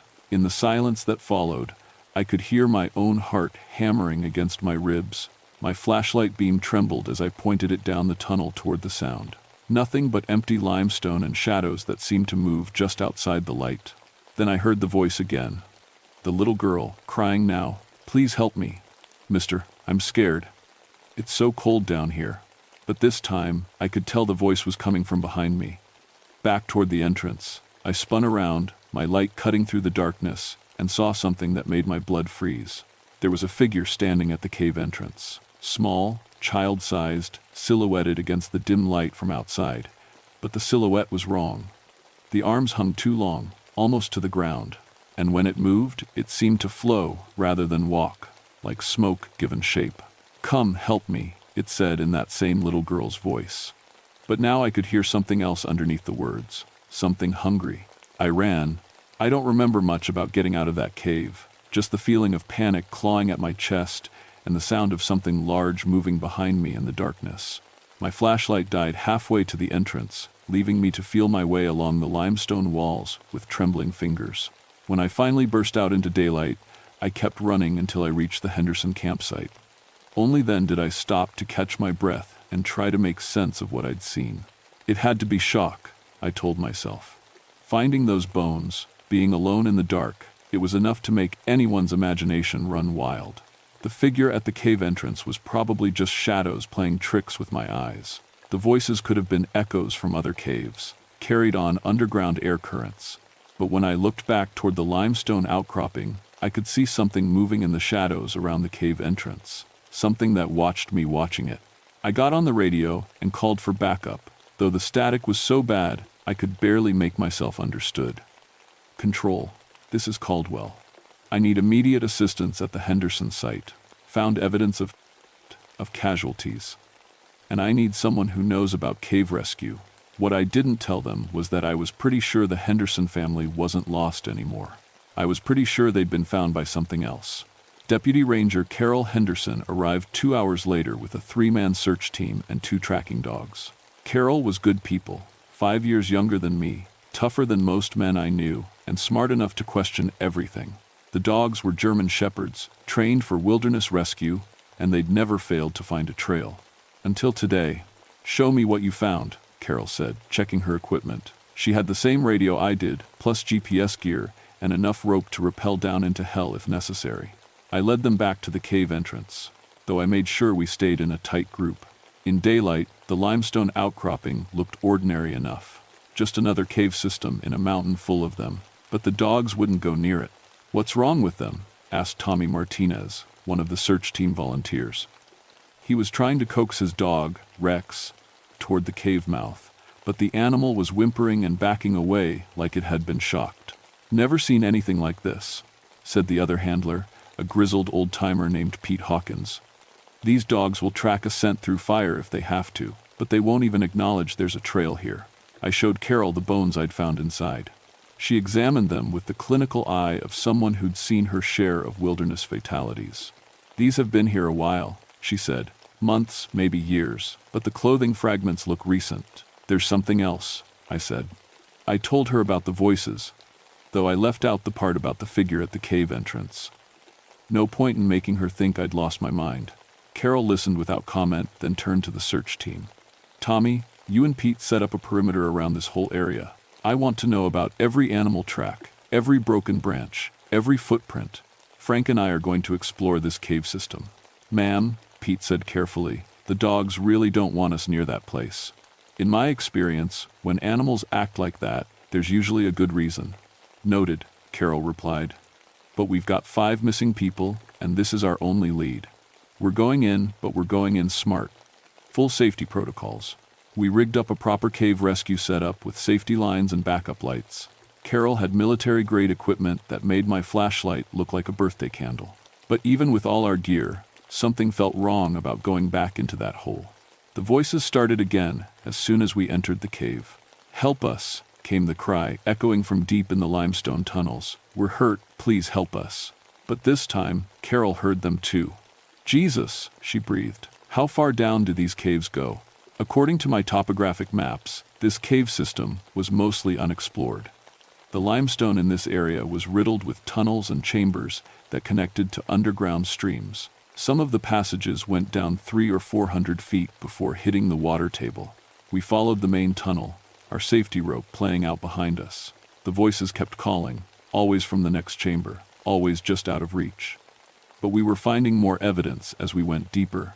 Scraps of clothing, personal items, a child's toy, and more bones, lots more bones. Frank, Carol said quietly, playing her light across a pile of remains in an alcove. These aren't all from the Henderson family. Look at the clothing. Some of this stuff is old, really old. She was right. Mixed in with modern camping gear were fragments of different clothing. Work shirts that looked like they were from the 1950s. A woman's dress that might have been from the 1960s. And underneath it all, older things. Much older. How many people have gone missing in these mountains? I asked. More than we like to admit, Carol replied. But most of them turn up eventually. Lost hikers, hunters who've had too much to drink.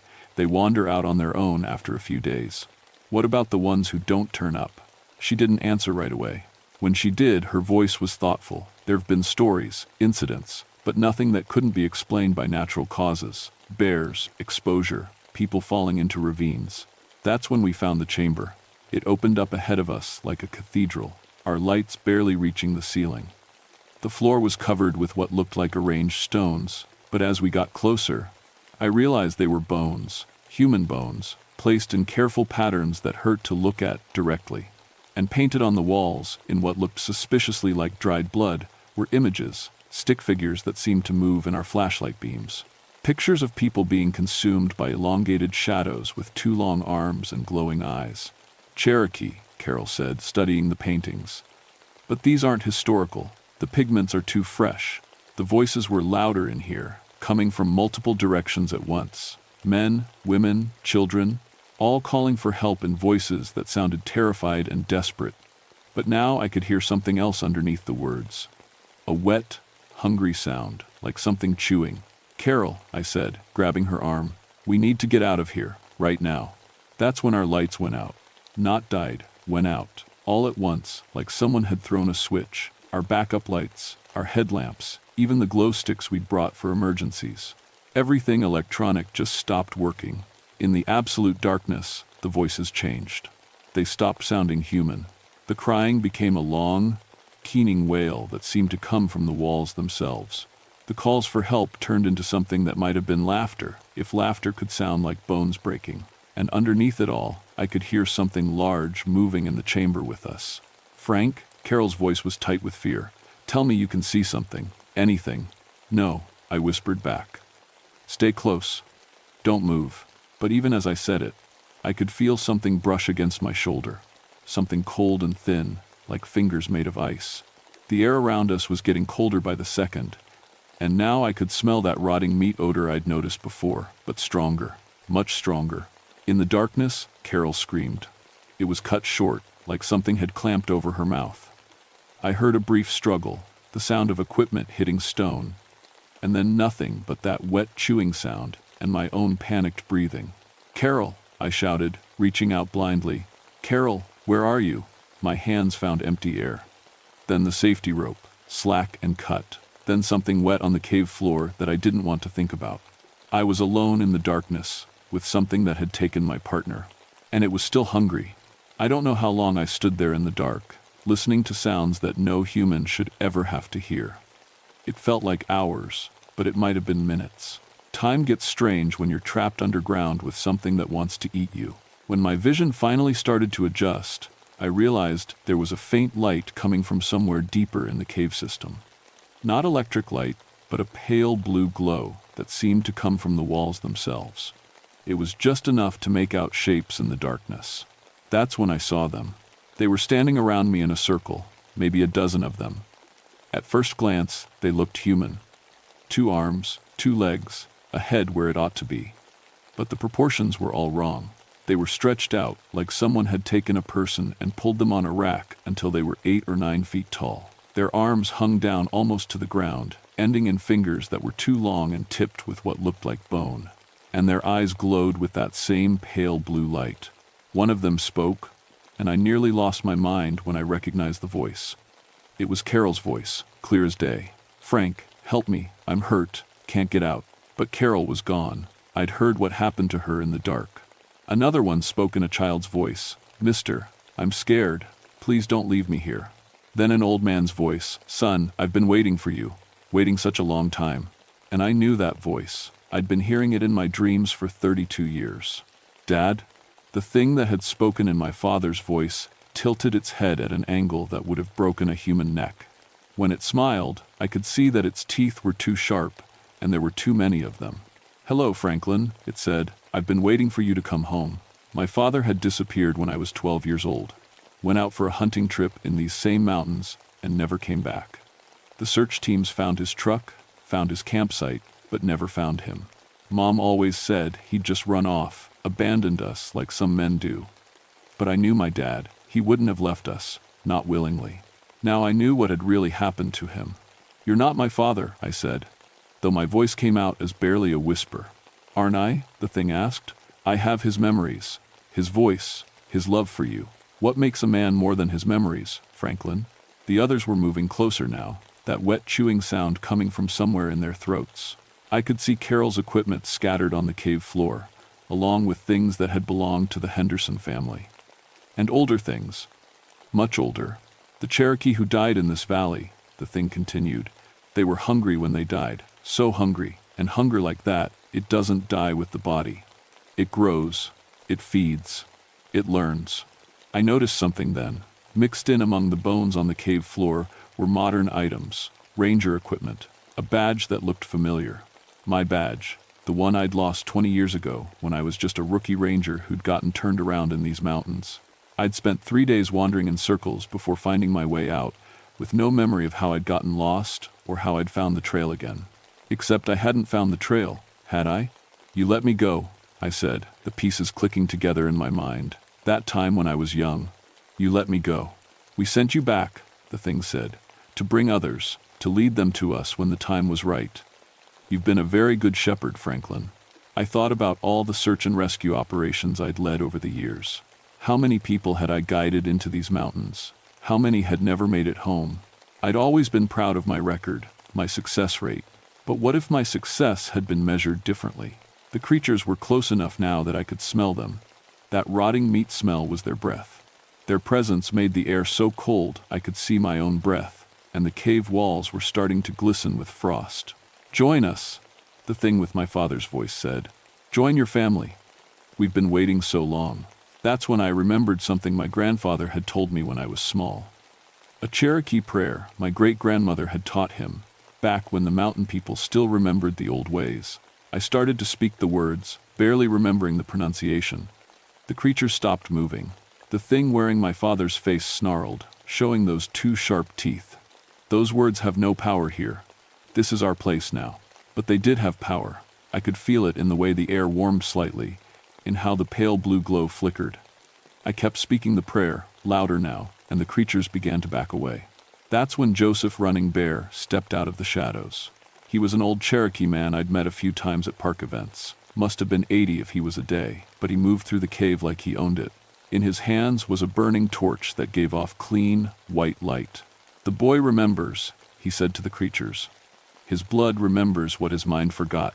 The things that had been human once hissed and retreated further into the shadows. Joseph continued speaking, but in Cherokee now. Words I couldn't understand, but that made the cave walls ring like bells. "Come, Franklin Caldwell," he said to me. "Time to finish what your grandfather started." "My grandfather? What are you talking about?" "Your grandfather was one of the soldiers who drove my people from this land," Joseph said. "But he also helped some escape, saved many lives. The debt between our families has been a long time in the settling." He led me deeper into the cave system, the creatures following but not approaching. His torch seemed to keep them at bay. We walked for what felt like miles, through tunnels that twisted and turned in ways that didn't match any map I'd ever seen. Finally, we came to another chamber. This one was smaller, with a natural spring in the center. The water was clear and cold, and it reflected the torchlight like stars. "This is the heart," Joseph said, "where the curse began, where it can end." "What do I have to do?" "Your grandfather's blood runs in your veins. Cherokee blood too, though your family has forgotten. Speak the words, call the spirits home." He taught me the phrases, made me repeat them until I got the pronunciation right. And as I spoke them over the sacred spring, I felt something change in the cave around us. The creatures came then, all at once, rushing toward us with inhuman speed. But as my voice rose in the ancient prayer, they began to change too. The stretched, hungry things collapsed inward, becoming human-shaped again. I saw faces I recognized from missing person reports. I saw Carol, whole and unharmed. I saw the Henderson family, confused but alive. And I saw my father, looking exactly as he had the day he disappeared, 32 years ago. "I'm sorry, son," he said as the light began to fade from his eyes. "I tried to come home. I tried so hard. One by one, they all faded away. Not dying, but going somewhere else. Somewhere they should have gone a long time ago." The last thing I remembered was Joseph Running Bear, placing his hand on my forehead and speaking words in Cherokee. Then everything went dark. I woke up at sunrise, lying beside the spring with Joseph Running Bear sitting cross-legged nearby. The old man looked tired, older somehow than he had in the cave. "Is it over?" I asked. "For now," he said. "The hungry ones have gone to where they belong. The curse is broken, but scars remain, and scars have a way of reopening." I looked around the chamber, but it was different now. Smaller. Just a natural cave with a spring in it. Nothing supernatural or threatening. The bone arrangements were gone. The blood paintings had faded to nothing. What happened to the people? The families who were taken? They were never truly taken, Joseph explained. Trapped, yes, used to lure others, but the dead cannot hold the living forever. They are free now. We made our way out of the cave system, and I was amazed to find it was just a short walk to the surface. The tunnels that had seemed to go on for miles in the dark were actually just a small network of connected chambers. My radio crackled to life as soon as we emerged. Frank, come in." It was Carol's voice, clear and worried. "I'm here," I replied. "I'm okay." "Where the hell have you been? You've been missing for 6 hours. We found your equipment at the cave entrance, but no sign of you." 6 hours. It had felt like days underground. I looked at Joseph, but the old man shook his head slightly. "Some truths are too heavy for official reports," he said quietly. "When the rescue team found us, I told them I'd gotten turned around in the cave system and hit my head. Mild concussion, temporary disorientation. It was a story everyone could accept. Carol was fine. Had no memory of entering the cave with me. According to her account, I'd gone in alone against protocol while she was setting up the perimeter. She'd been organizing a search party when my radio came back online. The Henderson family turned up 3 days later, walking out of the forest near Gatlinburg. They were dehydrated and confused, with no memory of the past week. The official report listed it as a case of mass disorientation caused by drinking contaminated water. The Park Service quietly installed new warning signs about natural toxins in mountain springs. The cave entrance was sealed with concrete a month later. Official reason: unstable geological conditions. But I know the real reason, and I know the sealing won't hold forever. I still work these mountains, though I've requested transfers away from the Devil's Hollow area. My supervisor thinks I developed some kind of PTSD from the Henderson incident. He's not wrong, though he's wrong about the cause. Sometimes, late at night when the fog rolls in thick, I hear voices calling from the deep forest. Not the hungry voices from the cave, but something else, something grateful. My father's voice, telling me he's proud. Cherokee voices, singing old songs of peace. And sometimes I wake up with Cherokee words on my lips, prayers I don't remember learning but somehow know by heart. Joseph Running Bear died 6 months after the incident. Natural causes, they said, though he'd seemed fine when I saw him last. At his funeral, his grandson told me the old man had said his work was finally finished. The grandson also gave me something, a small leather pouch filled with herbs and stones. Grandfather said, "You'd know when to use it," he told me. I keep it in my truck now. I don't know what it's for, exactly, but sometimes when I'm patrolling the more remote areas of the park, I feel it grow warm against my chest. When that happens, I turn around and take a different route. Last week, I got a call from a ranger up in the Blue Ridge. 3 families had gone missing near Looking Glass Rock. They'd been found eventually, alive but confused, with no memory of where they'd been for 5 days. The ranger wanted to know if we'd had similar incidents down here. If I had any advice, I told him I'd call him back. Then, I sat in my truck for a long time, feeling the weight of that medicine pouch and thinking about cycles. About hungers that don't die with the body. About curses that can jump from mountain to mountain like wildfire. The Cherokee knew these mountains long before we did. They knew what lived in the deep places, what waited in the hollows where the sun never quite reaches. They had ways of keeping the hungry things contained. But containment is not the same as destruction. And some hungers are patient enough to wait generations for their next meal. I'm 53 now. My hands shake sometimes when I'm out on patrol, especially near the limestone caves that honeycomb these mountains. I've started teaching myself Cherokee prayers, studying the old stories that I used to dismiss as superstition, because I have a feeling that what happened in Devil's Hollow was just the beginning. The mountains are full of dark places, full of things that died hungry and angry and unwilling to rest. And sometimes, when the wind is just right and the fog thick enough, I can hear them calling. Not to me, to each other.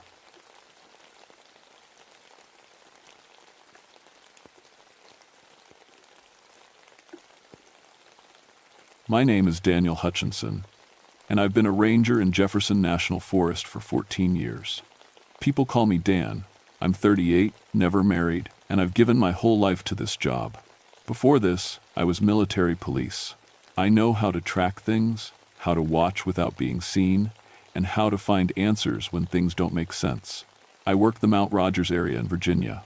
It's the highest point in the state at 5,729 feet. Up there, wild ponies run free across the meadows. Tourists love it. They come here thinking they'll see something magical. Most times, all they see are horses and pretty views. It was August 1994. Hot days, cool nights, and storms that came out of nowhere. The summer crowd was thick. Every weekend, we had dozens of people camping in the backcountry. Most of them had no idea what they were doing out there. I've always been a facts man. Military training teaches you that. You trust what you can see, touch, and prove. When people tell me they've seen something strange, I ask questions. I look for tracks. I check the evidence.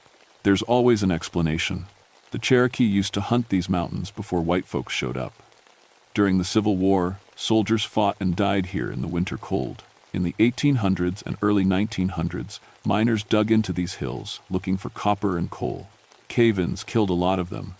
Their families said the mountains were angry, that the dead miners still walked the hills at sunset. Local people have stories about shadow men who hunt at twilight.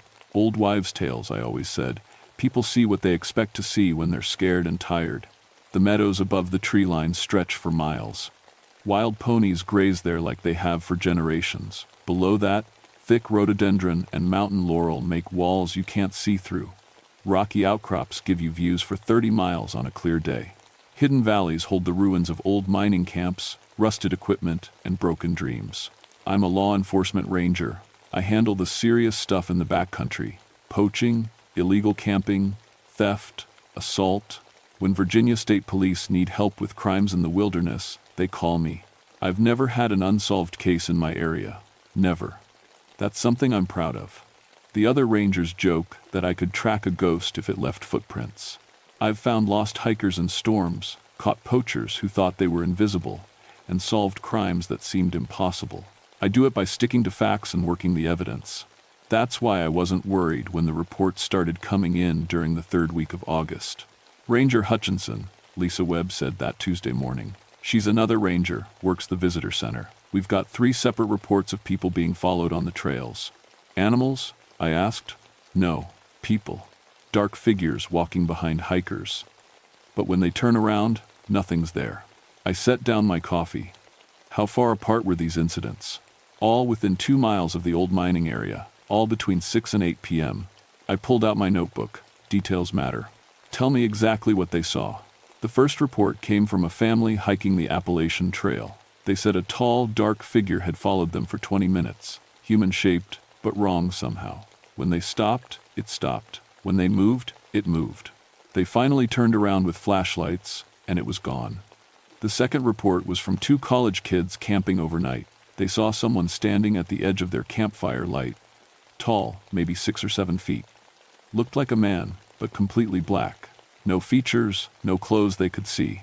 Just a human-shaped shadow. It watched them for 5 minutes, then melted back into the trees. The third report bothered me most. A solo hiker, an experienced guy who'd been coming here for years.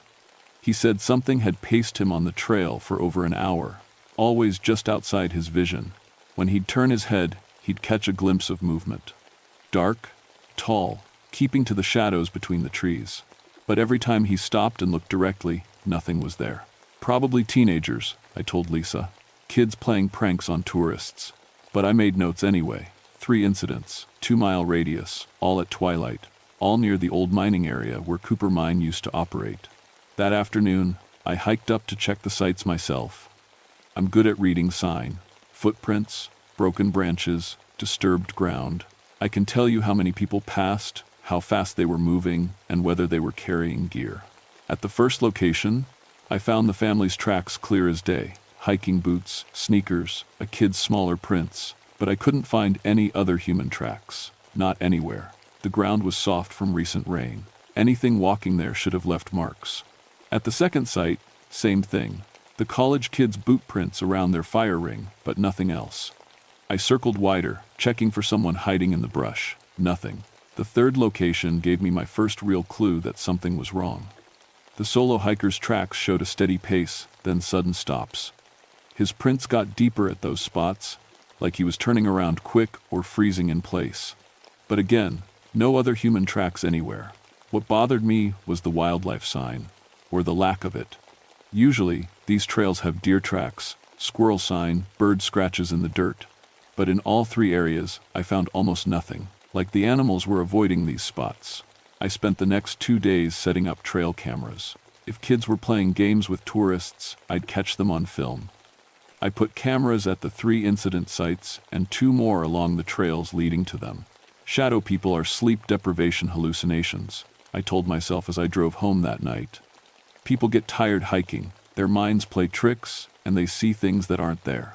But I checked my gear twice before bed, and I made sure my radio batteries were fresh. Something was wrong in my mountains. I just didn't know what yet. Thursday morning, I checked my trail cameras. The first 2 showed nothing unusual. Deer, a few hikers, 1 family group with kids. Normal stuff? The third camera told a different story. At 7:23 p.m. the previous evening, it had captured a hiker walking past. Young woman, alone, moving at a good pace. Nothing strange about that, but at 7:24, 1 minute later, the camera showed something that made my coffee go cold. A dark shape moved across the frame behind where the woman had been walking. Tall, roughly human-shaped, but wrong. The camera's infrared should have picked up heat signatures, body warmth, something. This thing showed up as pure black. No heat at all. I stared at that image for 10 minutes. Could have been a shadow from a cloud, maybe a tree branch moving in the wind. But the image time-stamped showed clear skies, and nothing else in the frame was moving. I hiked back to that camera location with my equipment bag. Magnifying glass, measurement tools, and my Polaroid camera for documenting evidence. I needed to figure out what could create that image. The trail ran through a small clearing between pine trees. I checked the angles, looked for anything that could cast a human-shaped shadow at that time of day. Found nothing. The sun would have been too low, and the trees were in the wrong position. While I was crouched down examining the ground, I heard footsteps on the trail behind me. I turned around. Nobody there. The footsteps stopped. I waited, listening. Forest sounds, wind in the trees, birds calling, nothing else. But something felt wrong, like when you know someone's watching you, even though you can't see them. "Hello?" I called out. "Anyone there?" Silence. I went back to my work, but kept glancing over my shoulder. 20 minutes later, I heard the footsteps again, slow, deliberate, coming closer. This time, when I turned around, I saw it.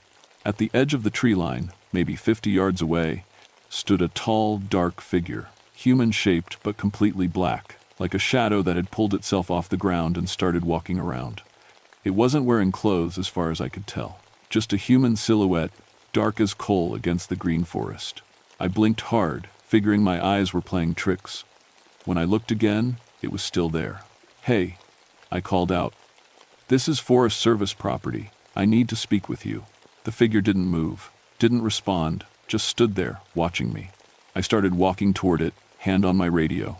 "Sir, I'm a federal officer. I need you to identify yourself." The shadow figure turned and walked into the trees. Not ran, not hurried, just turned and walked away like it had all the time in the world. I followed, crashing through the underbrush. Pine branches scratched at my face and caught my uniform shirt. I could hear something moving ahead of me, but I couldn't catch up. Whatever it was moved through the thick forest like it wasn't there. After 5 minutes of chasing shadows through the woods, I stopped. My heart was pounding, and I was breathing hard. I pulled out my radio. "Dispatch. This is Ranger Hutchinson. I'm in pursuit of an unidentified individual near the Cooper Mine Trail. Request backup." Static answered me. Then, "Ranger Hutchinson, please repeat. We didn't copy your transmission." I tried again. More static. My radio worked fine everywhere else in these mountains. It should have worked fine here. I spent another hour searching the area where I'd lost the figure. No tracks, no broken branches, no sign anyone had passed through there. It was like I'd been chasing a ghost. That night, I got 2 more reports. A couple hiking late said a tall, dark figure had followed them for half a mile. They'd tried to take a picture, but their camera wouldn't work. The flash fired once, then the battery died completely. "Brand new battery," they said. A group of teenagers camping overnight reported someone standing at the edge of their firelight around 9 p.m. They threw a flashlight beam at it, and it vanished. Not walked away, not ran off. Vanished. "Equipment malfunction," I wrote in my report. "Shadows and lighting conditions causing misidentification of natural features."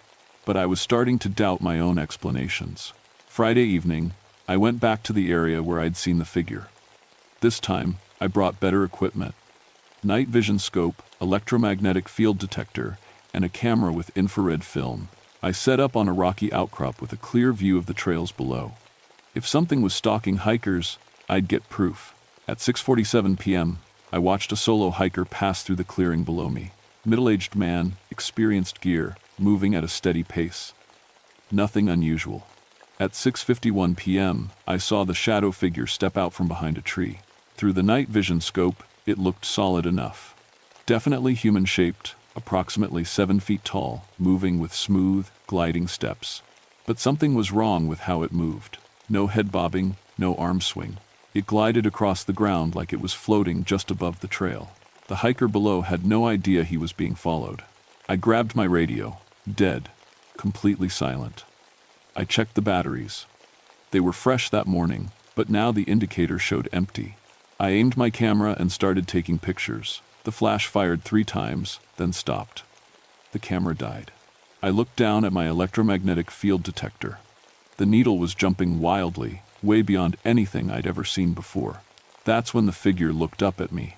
I couldn't see features through the scope, just darkness where a face should be. But I felt its attention like a physical weight. It knew I was there. It knew I was watching. The figure raised one arm and pointed directly at me. Then it vanished. Not walked away, not hidden behind a tree. 1 second, it was there pointing at my position. The next second, the trail was empty. I stayed on that outcrop until well after dark, but nothing else happened. The hiker below continued on his way, never knowing how close he'd come to something that shouldn't exist. Walking back to my truck, I tried to think of logical explanations. Heat mirages, atmospheric conditions, equipment failures, but I kept coming back to one simple fact. I'd seen something that had no right to exist, and it had seen me too. That night, lying in bed, I made a decision. I was going to solve this case like every other case. Follow the evidence, check the facts, and find the truth. No matter how strange that truth might be. But for the first time in my career, I wasn't sure I wanted to know the answer. Saturday morning brought 3 more reports, all from different groups, all describing the same thing. Tall, dark figures watching them from the forest. But now the witnesses were describing something new. The figures seemed to be communicating with each other. There were at least 3 of them, said Tom Bradley, a hiker from Richmond. They stood at different points around our campsite, not moving, just watching. When one disappeared, the others would shift positions, like they were coordinating. Sarah Chen, camping with her boyfriend, described seeing 5 shadow figures surrounding their tent during the night. They didn't make any noise, she said, but we could feel them moving around us. Every time we shined a flashlight in one direction, they'd be somewhere else. The 3rd report came from a family with young kids. They'd cut their trip short and drove straight to the ranger station. The father, Jim Walsh, was shaking when he told me what happened. One of those things followed my 8-year-old daughter to the bathroom area, he said. She came running back screaming, said a tall shadow man was watching her, and when she looked right at it, it waved at her. I interviewed each group separately. Their stories matched too well to be made up. They described the same height, the same human shape, the same way of moving without sound. None of them had talked to each other before coming to report. "We need to close this area," Lisa Webb said after the last interview. "Whatever's going on up there, it's getting worse. We can't close public land based on unconfirmed reports," I told her. But I was thinking the same thing. That afternoon, I convinced Lisa to come with me on patrol. 2 rangers, full radio contact with dispatch, cameras, and recording equipment. If something was really happening up there, we'd document it properly. We hiked in around 4 p.m., planning to stay until full dark. I'd mapped out all the incident locations, and there was a pattern. Everything happened within a 2-mile circle centered on the old Cooper mine ruins. "Tell me about this mine," Lisa said as we walked. I'd been researching the history all week. Copper mine, operated from 1890 to 1920. Had several accidents over the years, but the big one was in 1903. Cave-in trapped 12 miners.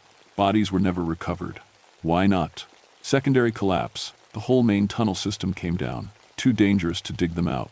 We reached the ruins around 5 p.m. Not much left to see. Some concrete foundations, rusted metal, and a few sealed mine entrances. The forest had grown back over most of it, but you could still see where buildings had stood. "Spooky place," Lisa said. I agreed. Even in daylight, something felt wrong here. The woods were too quiet. No bird songs, no insect buzzing. Even the wind seemed muted. We set up cameras at 3 positions and started our patrol circuit. The plan was to walk the trails where people had reported sightings, documenting anything unusual. At 6:15 p.m., our radios started acting up. Static, broken transmissions, then complete silence. I checked mine 3 times. Fresh batteries, antenna intact, but no signal. "That's weird," Lisa said. "These radios work everywhere in the park." At 6:30, we both saw our first shadow figure. It stood beside the trail about 100 yards ahead, just watching us approach. Lisa grabbed my arm. "Dan, what is that?" "I don't know." As we got closer, the figure became clearer. Definitely human-shaped, about 7 feet tall, dark as coal. But it had no features we could make out. No face, no clothing details, just a solid black silhouette. "Hello," I called out. Forest Service. We need to speak with you. The figure turned and walked into the trees. We followed, but lost it immediately in the thick undergrowth. Did you see how it moved? Lisa whispered. Like it was floating. Over the next hour, we saw 4 more shadow figures, sometimes alone, sometimes in pairs. They always stayed just beyond clear sight, always melted away when we tried to approach. But they were definitely watching us, following our patrol route. At 7:45 p.m., things got personal. We were checking the area where the family had reported their encounter when Lisa suddenly stopped walking. Dan, she said quietly, look behind us. I turned around. 6 shadow figures stood on the trail we'd just walked, spaced out in a line, blocking our path back to the parking area. What do they want? Lisa's voice was tight with fear. I don't think they want to hurt us, I said, though I wasn't sure why I believed that. They've had plenty of chances to attack people, but they haven't. We faced the figures for maybe 2 minutes. They didn't move, didn't make any sound, just stood there like dark statues on the trail. Then, one by one, they stepped back into the trees and vanished. We're leaving, Lisa said, right now. But when we tried to walk back down the trail, we couldn't find it. The path we'd been following was gone. Trees and bushes blocked every direction that should have led back to our truck. This is impossible, I said. I know these trails like my own backyard. We spent 20 minutes searching for any way out of the area. Everything looked wrong, like the forest had rearranged itself while we weren't paying attention. Trails that should have been there were gone. New paths appeared that led nowhere. Finally, just as panic was setting in, the regular trail reappeared exactly where it should have been. We didn't run back to the truck, but we walked faster than normal. Neither of us spoke until we were driving down the mountain. What do we put in the report? Lisa asked. Equipment malfunction, radio interference, potential illegal activity in the area. You know what we really saw up there? I know what we think we saw. That's different. But driving home that night, I kept checking my mirrors. Something was following my truck, staying just outside the reach of my headlights. Every time I'd look directly, nothing was there, but I could feel eyes watching from the darkness beside the road. At home, I pulled out everything I could find about Cooper Mine. Newspaper articles, county records, family histories. What I found made everything worse. The 1,903 cave-in hadn't been an accident. According to a report buried in the county archives, miners had been complaining for weeks before the collapse about dark watchers in the deep tunnels. They said something was down there with them, something that followed them through the mines and watched them work. The final entry in the mine supervisor's log, dated 3 days before the cave-in, said, "Men refused to work night shift. Claim shadows moving in tunnels without lantern light. Found no evidence of intruders, but losing workers daily. May have to close operation if situation continues." The cave-in had trapped 12 men in the main tunnel. According to witness statements, they'd been heard calling for help for 3 days after the collapse. Then the voices stopped. A second collapse made rescue impossible. The mine closed permanently 6 months later. Not because of safety concerns, but because no one would work there anymore. I sat up until 2 a.m. reading those old reports, and one detail kept jumping out at me. Multiple witnesses described the shadow watchers as being about 7 feet tall, human-shaped, and able to move through the mine tunnels without making sound. The same things people were seeing on the mountain trails 90 years later. Sunday morning, I made a decision that would change everything. I was going into Cooper Mine. The entrance had been sealed with concrete in 1920. But I'd noticed something during yesterday's patrol. Fresh air was coming from somewhere near the ruins. If the mine system was still partially accessible, that might explain where the shadow figures were coming from. I didn't tell anyone what I was planning. Lisa would try to stop me, and my supervisor would probably suspend me for violating safety protocols. But after what I'd seen, I needed answers. I hiked in alone with climbing gear, powerful flashlights, and a camera. Around the back of the main ruins, I found what I was looking for. A crack in the rocky hillside that hadn't been there on any old maps. Recent erosion had opened a gap that led underground. The opening was narrow, but I could squeeze through. My flashlight beam penetrated about 20 feet before the tunnel bent out of sight. Cool air flowed from the darkness, carrying a smell I couldn't identify. Old metal, damp earth, and something else, something organic. I should have waited for backup. Should have reported the find and requested a proper cave rescue team. Instead, I clipped a safety line to a tree and started down into the mountain. The tunnel sloped downward at a steep angle. My flashlight showed hand-carved walls and wooden support beams that were somehow still solid after 90 years. 30 feet down, the tunnel opened into a larger chamber. I wasn't prepared for what I found there. The chamber was huge, maybe 40 feet across, with tunnels leading off in 3 directions. Mining equipment sat exactly where it had been left in 1903. Pickaxes, ore carts, lanterns, and lunch pails covered with decades of dust but perfectly preserved. On one wall, someone had scratched a calendar into the rock. Days marked off with increasing desperation. The last entry was the 15th of December, 1903, 12 days after the cave-in. The miners had survived underground for almost 2 weeks. I found their bodies in the deepest chamber. 12 skeletons sitting against the walls in a rough circle. They died together, probably from starvation and cold. But what made my blood freeze was how they were positioned. All 12 skulls were turned toward the center of the circle, like they'd been watching something when they died.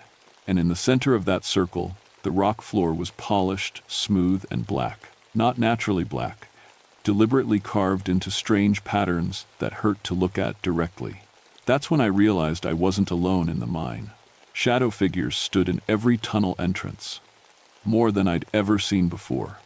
Dozens of them. Maybe 20 or 30, all human-shaped and dark as coal. But down here in their territory, they looked more solid, more real. I could see details that had been invisible on the surface. Mining gear, work clothes, faces that were human but wrong somehow. Like someone had tried to recreate human features from memory and gotten them slightly off. One figure stepped forward from the group, taller than the others, wearing what looked like a mine supervisor's hat. When it spoke, I heard the words inside my head, rather than through my ears. "You're not supposed to be here." "Who are you?" I whispered. "We were miners once. Until we woke something up down here. Something old, something hungry." The shadow figure pointed toward the deepest tunnel, where my flashlight beam couldn't penetrate. It fed on us while we were trapped. Fed on our fear, our despair, our slow death in the dark. And when we died, it kept us. Made us hunt for it. Hunt what? New food. People who come into its territory. We lead them down here, and it feeds. I understood then why the shadow figures had been following hikers. Not to attack them, but to drive them toward the mine. Toward whatever was waiting in the deep tunnels. "But you haven't brought anyone down here," I said. "You've been warning people away."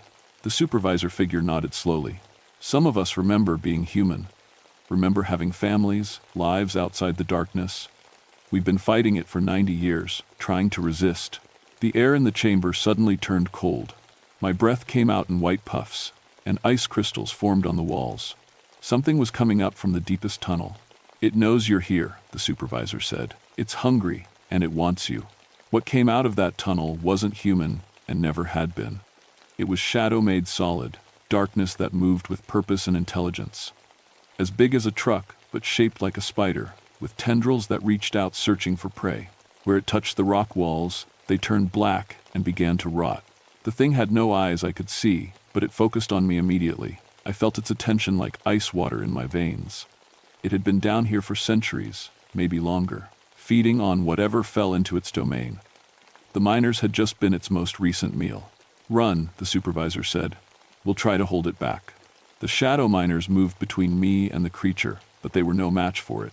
Its tendrils swept through them like they were made of smoke. Some of them screamed a sound like wind through broken glass that I felt in my bones. I ran for the tunnel I'd come down, but the creature was faster. A tendril wrapped around my ankle and yanked me backward. The touch burned like ice and fire at the same time. I could feel it trying to get inside my mind, searching for my fears to feed on. That's when I remembered something from my great-grandfather's papers. I'd been going through family documents after my parents died, trying to understand our family history. Found an old journal hidden in the attic that belonged to Daniel Hutchinson, Sr., my great-grandfather. Most of it was daily life stuff from the early 1900s, but there were pages about his time working at Cooper Mine. He'd written about the dark watchers in the tunnels, about miners disappearing and strange sounds in the night. And on the last page, He'd drawn symbols and written what he called Cherokee words for sending evil spirits back to the deep places. My Cherokee grandmother had taught him those words before they married, protection against things that shouldn't exist. I'd memorized those words without knowing why. Now, with an ancient evil wrapped around my leg and trying to devour my sanity, I understood.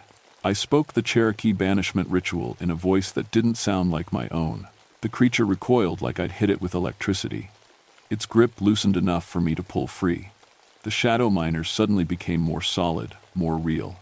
They were drawing strength from the sacred words. "Keep saying them," the supervisor shouted. "It's working." I repeated the ritual, louder this time. The creature writhed and hissed, its tendrils withdrawing from the walls. Light began to emanate from the shadow miners, not bright light, but a gentle glow like moonlight. Together, we drove the ancient evil back into its deepest lair. The shadow miners formed a circle around the tunnel entrance, their light creating a barrier it couldn't cross. "It's trapped," the supervisor said, "for now. But the barrier won't hold forever. Someone needs to maintain the seal." How? Cherokee knowledge. Your great-grandfather knew but couldn't use it alone. The words need to be spoken by someone connected to this place, someone who understands both worlds. I understood. This was why my family had come to these mountains. Why my great-grandfather had worked in the mine despite the danger. Why I'd become a ranger in this exact area. 3 generations preparing for this moment. The shadow miners began to fade as the first light of dawn filtered down through the tunnel entrance. But before they disappeared completely, the supervisor spoke one last time. "Thank you. We can rest now." One by one, the trapped spirits dissolved into points of light that rose up through the rock toward the surface. After 90 years of fighting an ancient evil, they were finally free to move on. I climbed out of the mine into the morning sunshine, my head full of Cherokee words and the knowledge that some things are more important than facts and evidence. I sealed the mine entrance with concrete and steel, then had the area officially classified as geologically unstable. The paperwork made it illegal for anyone to enter the old mining area without special permits. In my official report, I wrote that environmental remediation had resolved the safety concerns in the Mount Rogers area. No mention of shadow figures or ancient evils. Just routine maintenance to protect public safety. The shadow sightings stopped completely after that day in the mine. Hikers reported that the area felt different, somehow more peaceful, less threatening. The wild ponies started grazing in meadows they'd avoided for years. Lisa Webb noticed the change too. "Whatever was bothering people up there," she said, "it's gone now." I developed abilities I'd never had before. I could sense supernatural presences, could tell when something didn't belong in the natural world. It was like my encounter with the ancient evil had opened a door in my mind that could never be completely closed. Other parks started consulting me about unusual incidents. Rangers from across Appalachia would call when they encountered things that couldn't be explained through normal channels. I became the guy you talked to when the impossible happened in your territory. My Cherokee grandmother's knowledge, passed down through my great-grandfather, became part of my ranger toolkit. I learned more about spiritual protection, about the old ways of keeping ancient evils contained. Some mountains hold things that are older than human memory, and sometimes those things wake up. I visit the sealed mine entrance once a month, checking the spiritual barriers and making sure nothing has disturbed the protective symbols I carved into the concrete. The Cherokee words still echo in my mind, ready to be spoken if needed. The local mountain families know what really happened up there, even if they don't talk about it openly. They bring me tobacco sometimes, asking me to leave it at the mine entrance as an offering for the dead miners. I always do. My supervisor commended me for resolving the situation without any civilian injuries or major incidents. My case clearance rate remains perfect. The other rangers still joke that I could track a ghost, not knowing how close to the truth they are. But late at night, when I'm alone in my cabin, I sometimes hear whispers in Cherokee drifting through the forest. Protective words, warning me about other dark places in these ancient mountains. Reminding me that my family's obligation didn't end with Cooper Mine. There are other mines in Appalachia. Other deep places where things that shouldn't exist might be stirring. And when they wake up, someone needs to be ready. My name is Daniel Hutchinson, and I'm a ranger in Jefferson National Forest. I protect these mountains from dangers most people never know exist, and sometimes Late at night when the wind is just right, I can hear the grateful whispers of 12 miners who finally found their way home. The shadow stalkers are gone, but I remain. Watching, waiting, ready to speak the old words, if darkness ever rises from the deep places again. Because some debts take generations to pay, and some knowledge is too important to let die. The mountains remember everything, and now, so do I.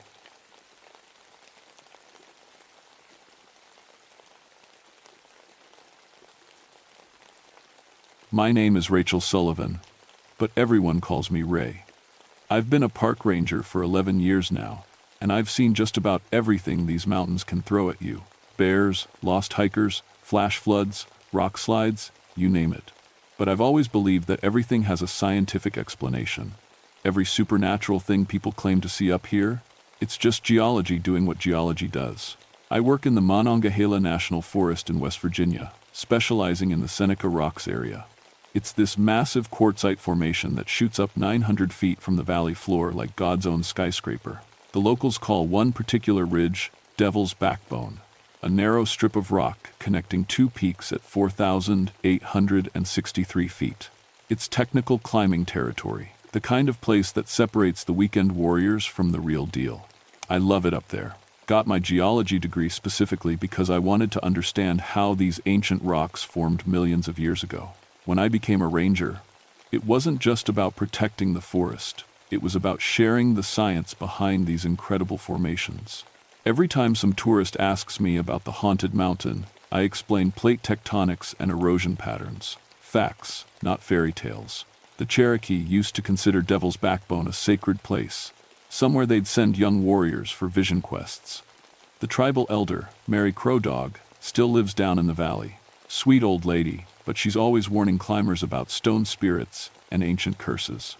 I respect her culture, but I deal in evidence. Temperature readings, geological surveys, equipment inspections, things you can measure and prove. My fiancé Jake works here too, teaching rock climbing and leading technical rescues.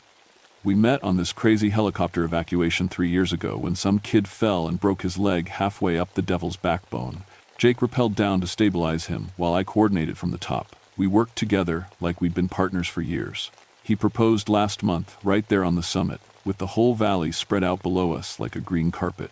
We're planning our wedding for next summer, actually having the ceremony right up on Devil's Backbone. Jake thinks I'm crazy, but I want to get married where we fell in love. Besides, I know that rock formation better than anyone. Every crack, every ledge, every route up and down. If there was anything dangerous about it beyond the normal climbing risks, I'd know. This is peak climbing season. June in West Virginia means perfect weather, long days, and climbers from all over the world coming to test themselves against our rocks. We've got an international competition scheduled for next month. Everything's been going smoothly until this week.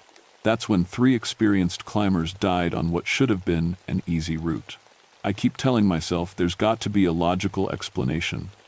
Equipment failure, sudden weather change, human error, something that makes sense. But I've been climbing these rocks for over a decade, and I've never seen anything like this.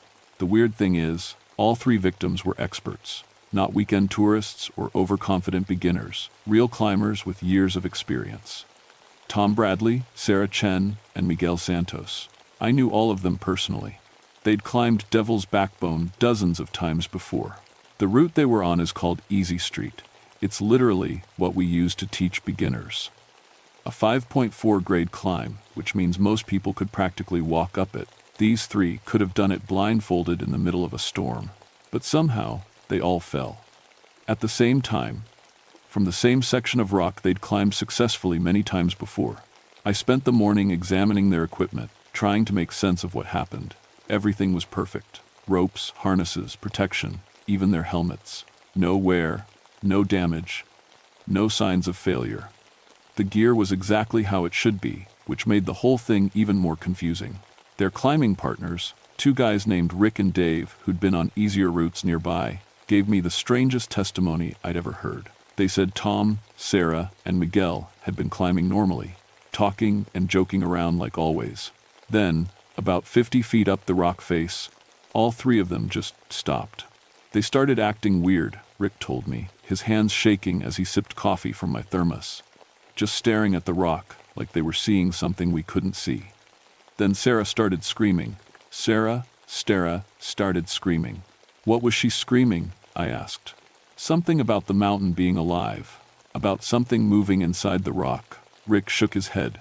These weren't beginners, Ray. Sarah's been climbing for 15 years. She doesn't spook easy. Dave nodded, looking pale. Miguel was next. He started yelling in Spanish, something about spirits in the stone. Then he just let go. Didn't even try to catch himself. Just released his hold and fell.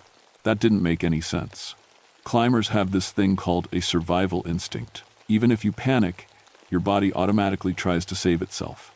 You don't just let go of the rock face unless something's seriously wrong with your head.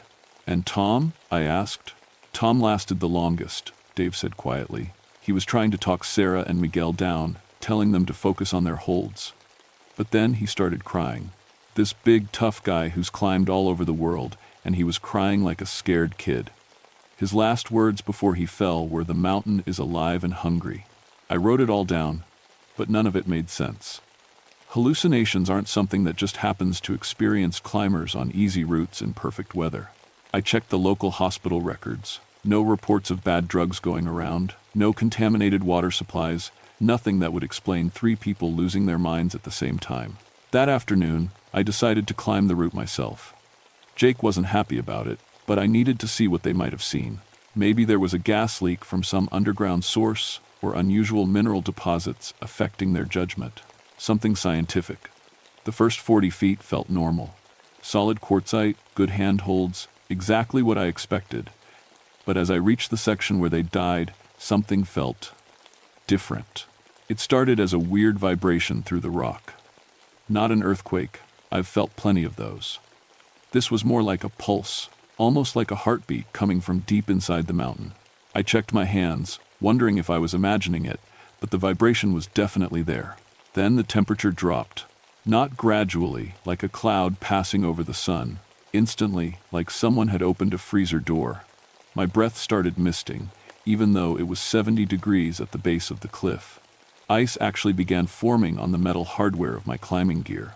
That's when I heard the voices. They were speaking Cherokee. I'd heard enough from Mary Crow Dog over the years to recognize the language. The words seemed to come from inside the rock itself, like the stone was whispering. I couldn't understand what they were saying, but the tone was angry, warning, threatening. I looked down to signal Jake, but he was too far away to hear me over the wind that had suddenly picked up. When I looked back at the rock face, something made my blood freeze. There were handprints pressed into the stone. Not carved, pressed, like someone had pushed their hands into soft clay, except this was solid quartzite that had been here for millions of years. The prints were still warm when I touched them. I rappelled down fast, my heart hammering. Jake could tell something was wrong the moment I hit the ground. "What happened up there?" he asked. "You look like you saw a ghost." I almost laughed at that. Ghost would have been easier to explain than what I'd actually experienced. But I'm a scientist. There had to be a logical reason for everything I'd felt and seen. Probably just the stress of the investigation, I told him. "Let me check the geological surveys, see if there's been any recent seismic activity." But deep down, I was starting to wonder if Mary Crow Dog might not be as crazy as I'd always thought. The next few days brought more climbers and more problems. Word was spreading through the climbing community about the 3 deaths. But instead of scaring people away, it was attracting the thrill seekers, the kind of climbers who think danger makes things more exciting. I tried to warn them off Devil's Backbone, suggesting other routes in the area, but they wouldn't listen. "Come on, Ray," one of them said. "You don't actually believe in ghosts, do you? You're a scientist." I wanted to agree with him. I wanted to go back to my nice, logical world, where rocks were just rocks and everything had a reasonable explanation. But then Jake started having the dreams. He woke me up the 3rd night, thrashing around and mumbling in his sleep. When I shook him awake, his eyes were wide and terrified. "I was climbing," he said, his voice shaky. "But the mountain, Ray, the mountain was breathing. I could feel it expanding and contracting under my hands. And there were people inside it, trapped in the stone, trying to claw their way out. Jake's not the type to have nightmares. He's steady as a rock, the guy who stays calm when everyone else is panicking. Seeing him scared made my own fear worse. I spent the morning researching the area's history, looking for anything that might explain what was happening. That's when I found the old geological survey from 1896, buried in the state archives. The survey team had been led by a man named Dr. Edwin Hartwell, mapping the quartzite formations for mining potential. His notes started normal enough: measurements, rock samples, elevation readings. But as the survey progressed, his handwriting became erratic, his observations stranger. "The mountain responds to our presence," one entry read. "The stone formations seem to shift when we're not looking directly at them." Team members report feeling watched.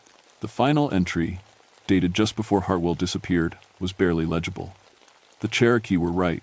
This place is alive. It's testing us, judging us. I can hear it thinking. God help me, I can hear it thinking."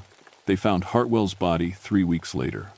According to the report, he'd somehow fallen into a crack in the rock face that was too narrow for a human body. But there he was, squeezed into the stone like it had opened up to swallow him and then closed again. That afternoon, another climber went missing.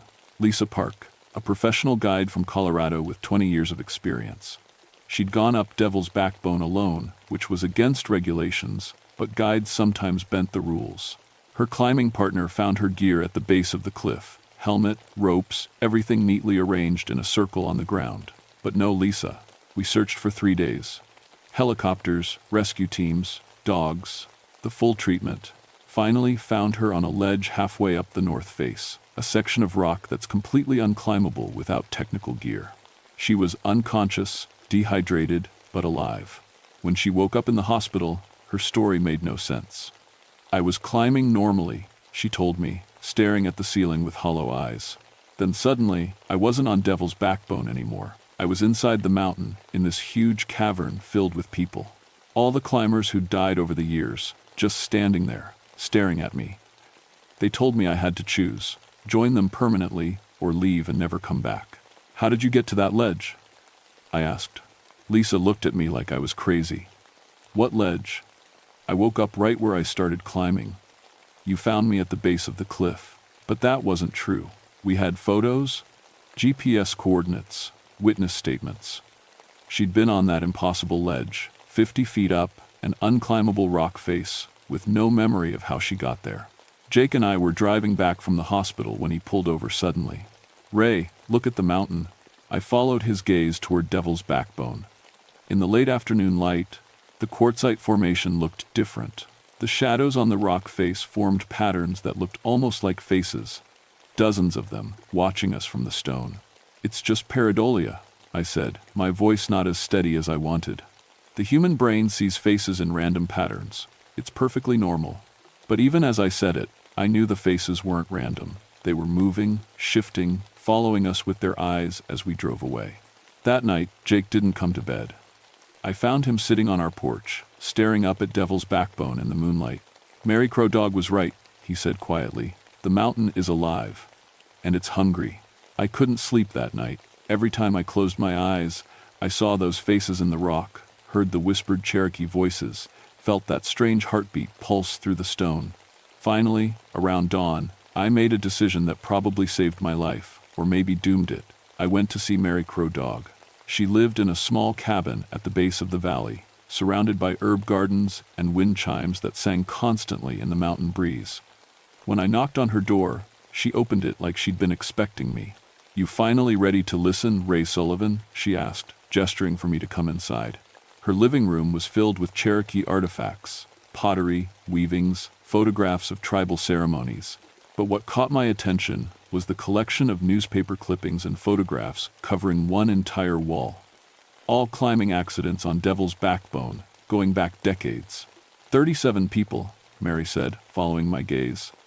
37 people who came to test themselves against a sacred mountain and failed the test. "What test?" I asked. Mary poured 2 cups of coffee and settled into a rocking chair that looked older than the forest itself. In the old days, Cherokee warriors would climb the Devil's Backbone as a vision quest. The mountain spirits would test their courage, their wisdom, their respect for the sacred world. Those who passed became great leaders. Those who failed, she gestured toward the wall of photographs. But that was when we understood the rules. Mary continued. When we came with prayer and ceremony, with respect for the spirits who guard that place, white men come with ropes and metal gear, treating the sacred mountain like a playground. The spirits don't like being ignored. I set down my coffee cup with shaking hands. You're saying the mountain is actually alive? Not alive like you and me. Alive like the earth itself is alive, with its own spirit, its own purpose. Devil's Backbone has been a testing ground for over 1,000 years. The spirits of all those who failed the test still live in the rock, and they're the ones doing the judging now. Mary stood up and pulled an old leather journal from a wooden chest. Dr. Hartwell understood. At the end, he left this with my grandfather before he went back to the mountain for the last time. I opened the journal with trembling fingers. Hartwell's final entries described exactly what I'd been experiencing: the voices, the handprints, the sensation of the rock being alive. But his last entry was different from the official report I'd read. I understand now, he'd written. The mountain isn't evil, it's protective. It's trying to preserve something sacred from people who don't understand what they're dealing with. The spirits offer a choice: respect the sacred nature of this place, or join them as guardians forever. I choose to become a guardian. Someone needs to protect this place from people like me. So he went back voluntarily? I asked. Mary nodded. And he's still there, trying to warn people. Just like all the others who failed the test but found wisdom too late. That's when I realized what I had to do. I need to climb Devil's Backbone, I said. Not as a scientist or a ranger, but the way your people did it. As a spiritual test. Mary studied my face for a long moment. It's dangerous, Ray. The spirits have been angry for many years. They might not be willing to listen. People are dying, I said. And more will die if this continues. I have to try to make peace between the climbing community and the mountain spirits. You can't do it alone, Mary said. The test requires witnesses, people who care about the outcome. Your young man, he'll need to come too. That evening, I explained everything to Jake. I expected him to think I'd lost my mind, to try to talk me out of it. Instead, he just nodded. I've been feeling it too, he said. The mountain's been calling to me in my dreams, I think. I think it wants us both to come. We spent 2 days preparing with Mary's help. No modern climbing gear, just traditional methods. Leather ropes, wooden tools, prayers and ceremonies to show respect. Mary taught us Cherokee words for asking permission, for showing humility, for promising to protect the sacred place. On the morning of the summer solstice, we began our climb. The climb started before dawn, with Mary Crow Dog singing traditional prayers at the base of Devil's Backbone. The mountain felt different this time. Not hostile, but watchful. Like it was deciding whether we were worthy of its attention. Jake and I climbed together, using the old techniques Mary had taught us. No metal hardware, no high-tech gear, just rope and wood and faith. About halfway up, the spirits began to test us. The rock face started changing. Handholds appeared and disappeared, forcing us to trust our instincts rather than our technical training. The Cherokee voices returned, but this time they weren't threatening. They were guiding, showing us the safe path up the sacred mountain. Near the summit, we encountered them directly. The spirits of Cherokee warriors materialized on ledges around us, translucent but clearly visible in the morning light. Behind them stood the climbers who'd died over the decades, not as victims, but as guardians who'd found their purpose in protecting the sacred site. Dr. Hartwell appeared last, his Victorian-era climbing clothes strange among the ancient Cherokee spirits. He spoke directly to me, his voice echoing strangely in the thin air. You understand now, he said. This place isn't meant to be conquered, it's meant to be respected. The spirits will allow climbing, but only by those who approach with proper humility and knowledge of what they're dealing with. What do we need to do? I asked. Become the bridge, Hartwell replied. Teach climbers the old ways alongside the new techniques. Show them that Devil's Backbone isn't just rock, it's a living sacred site that demands respect. Jake and I completed the climb as the sun reached its peak. On the summit, surrounded by the spirits of warriors and climbers, we spoke our wedding vows with Mary Crow Dog, officiating from far below via radio. It wasn't the ceremony we'd planned, but it felt right. Joining ourselves not just to each other, but to the responsibility of protecting this sacred place. The spirits gave us their blessing and their warning. Climbers could continue to use Devil's Backbone, but only those who learned the proper protocols. Prayer before climbing, respect for the sacred nature of the site, and always asking permission from the mountain spirits. Word spread quickly through the climbing community. Some people thought we'd gone crazy, but others were intrigued by the combination of traditional Cherokee spirituality and modern climbing techniques. The international competition went ahead as planned, but with new rules. Every climber had to spend time with Cherokee elders, learning the cultural significance of the mountain before attempting any routes. The deaths stopped. That was 5 years ago. Jake and I now run a climbing school that teaches both technical skills and spiritual respect for the mountains. We've helped establish similar programs at other sacred climbing sites around the world, working with indigenous communities to preserve traditional knowledge while keeping the mountains accessible to respectful visitors. Devil's Backbone still tests climbers, but the tests are different now.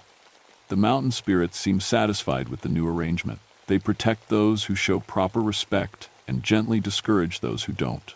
We've had a few incidents of equipment mysteriously malfunctioning for disrespectful climbers, but no more deaths.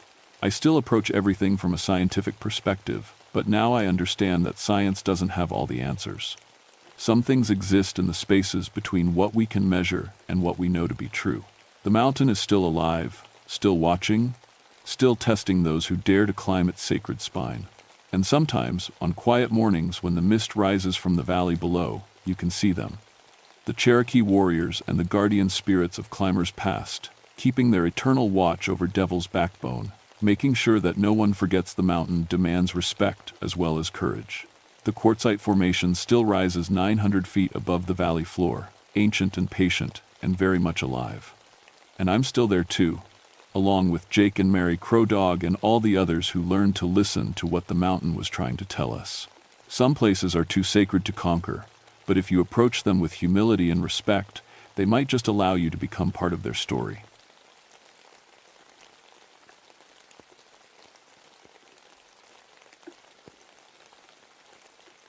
My name is Kate Morrison, and I've been a park ranger for 13 years. I work in the Daniel Boone National Forest in Kentucky, where the mountains are old and the people still tell stories about things that happened long ago.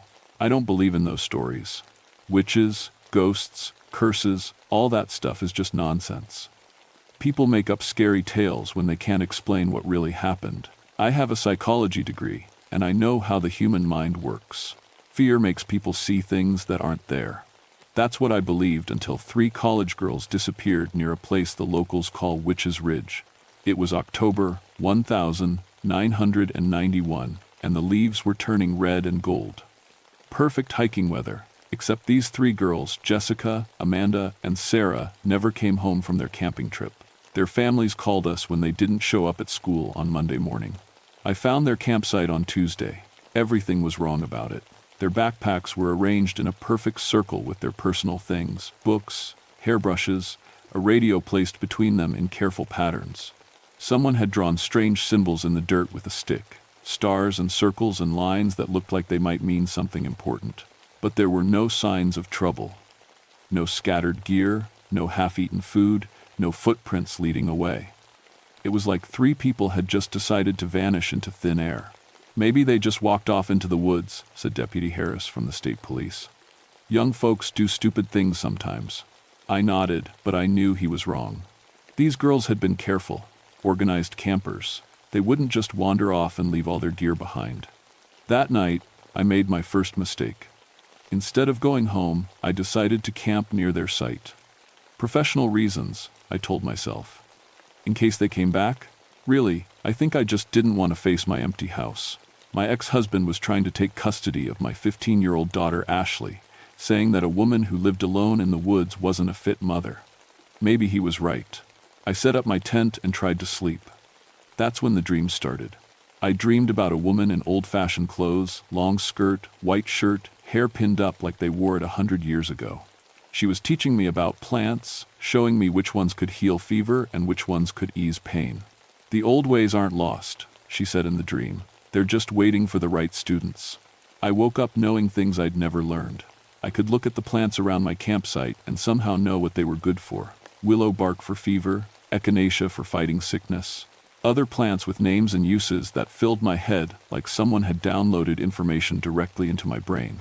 The strangest part was finding a piece of paper in my notebook that I didn't remember writing. It was a recipe for tea that would calm the mind and open the spirit, written in handwriting that looked like mine but somehow wasn't.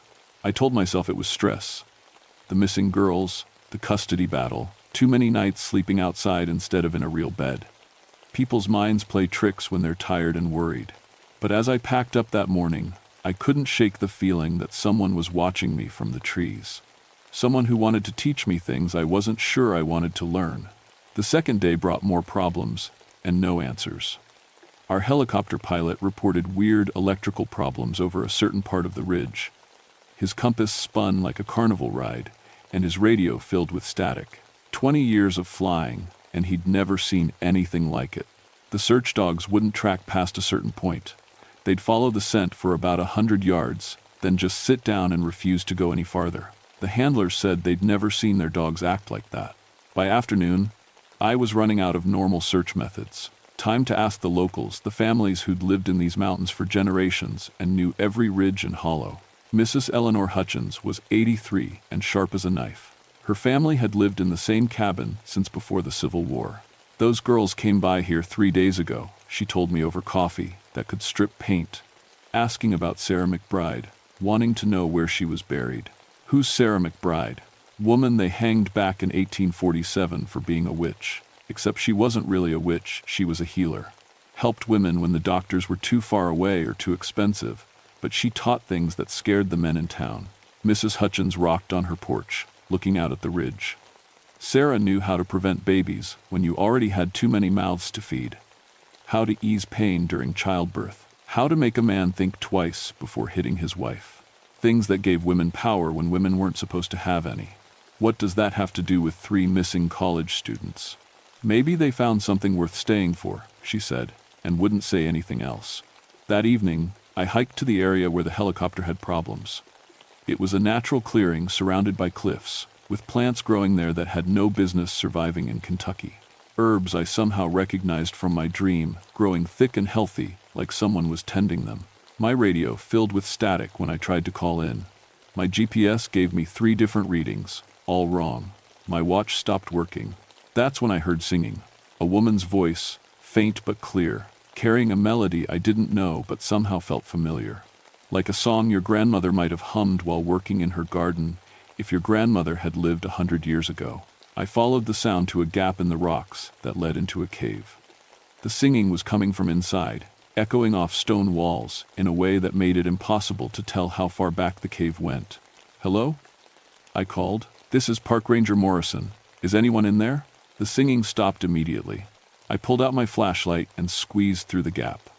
The space beyond opened into a larger room with smooth walls and something that made my blood freeze. Fresh flowers. Dozens of them, arranged in careful patterns around what looked like a natural stone altar. Flowers that shouldn't have been blooming this late in the year, arranged like someone had just placed them there. And in the center of it all, 3 familiar backpacks. I backed out so fast I scraped my shoulder on the rock. Every instinct told me to run, but I was a professional. Professionals don't run from flower arrangements.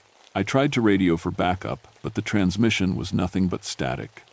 As I waited at the cave entrance, watching shadows grow longer, that's when I saw her. A woman stepped out from behind a boulder 30 feet away. She wore the same old-fashioned clothes from my dream-long skirt, white shirt, dark hair pinned up. She moved without making any sound on the fallen leaves.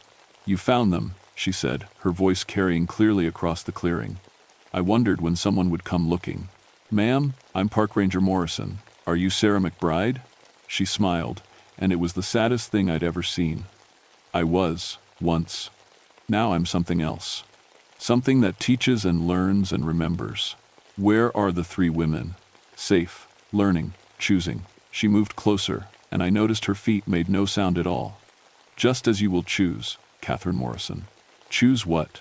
Whether to keep what you've already started learning or go back to your small, safe life. The rational part of my mind was screaming that none of this made sense. People don't dress like they're from the 1800s unless they're crazy. Women don't appear and disappear in national forests without leaving tracks. Dead people stay dead. But the part of me that had been growing stronger since the dream recognized her immediately.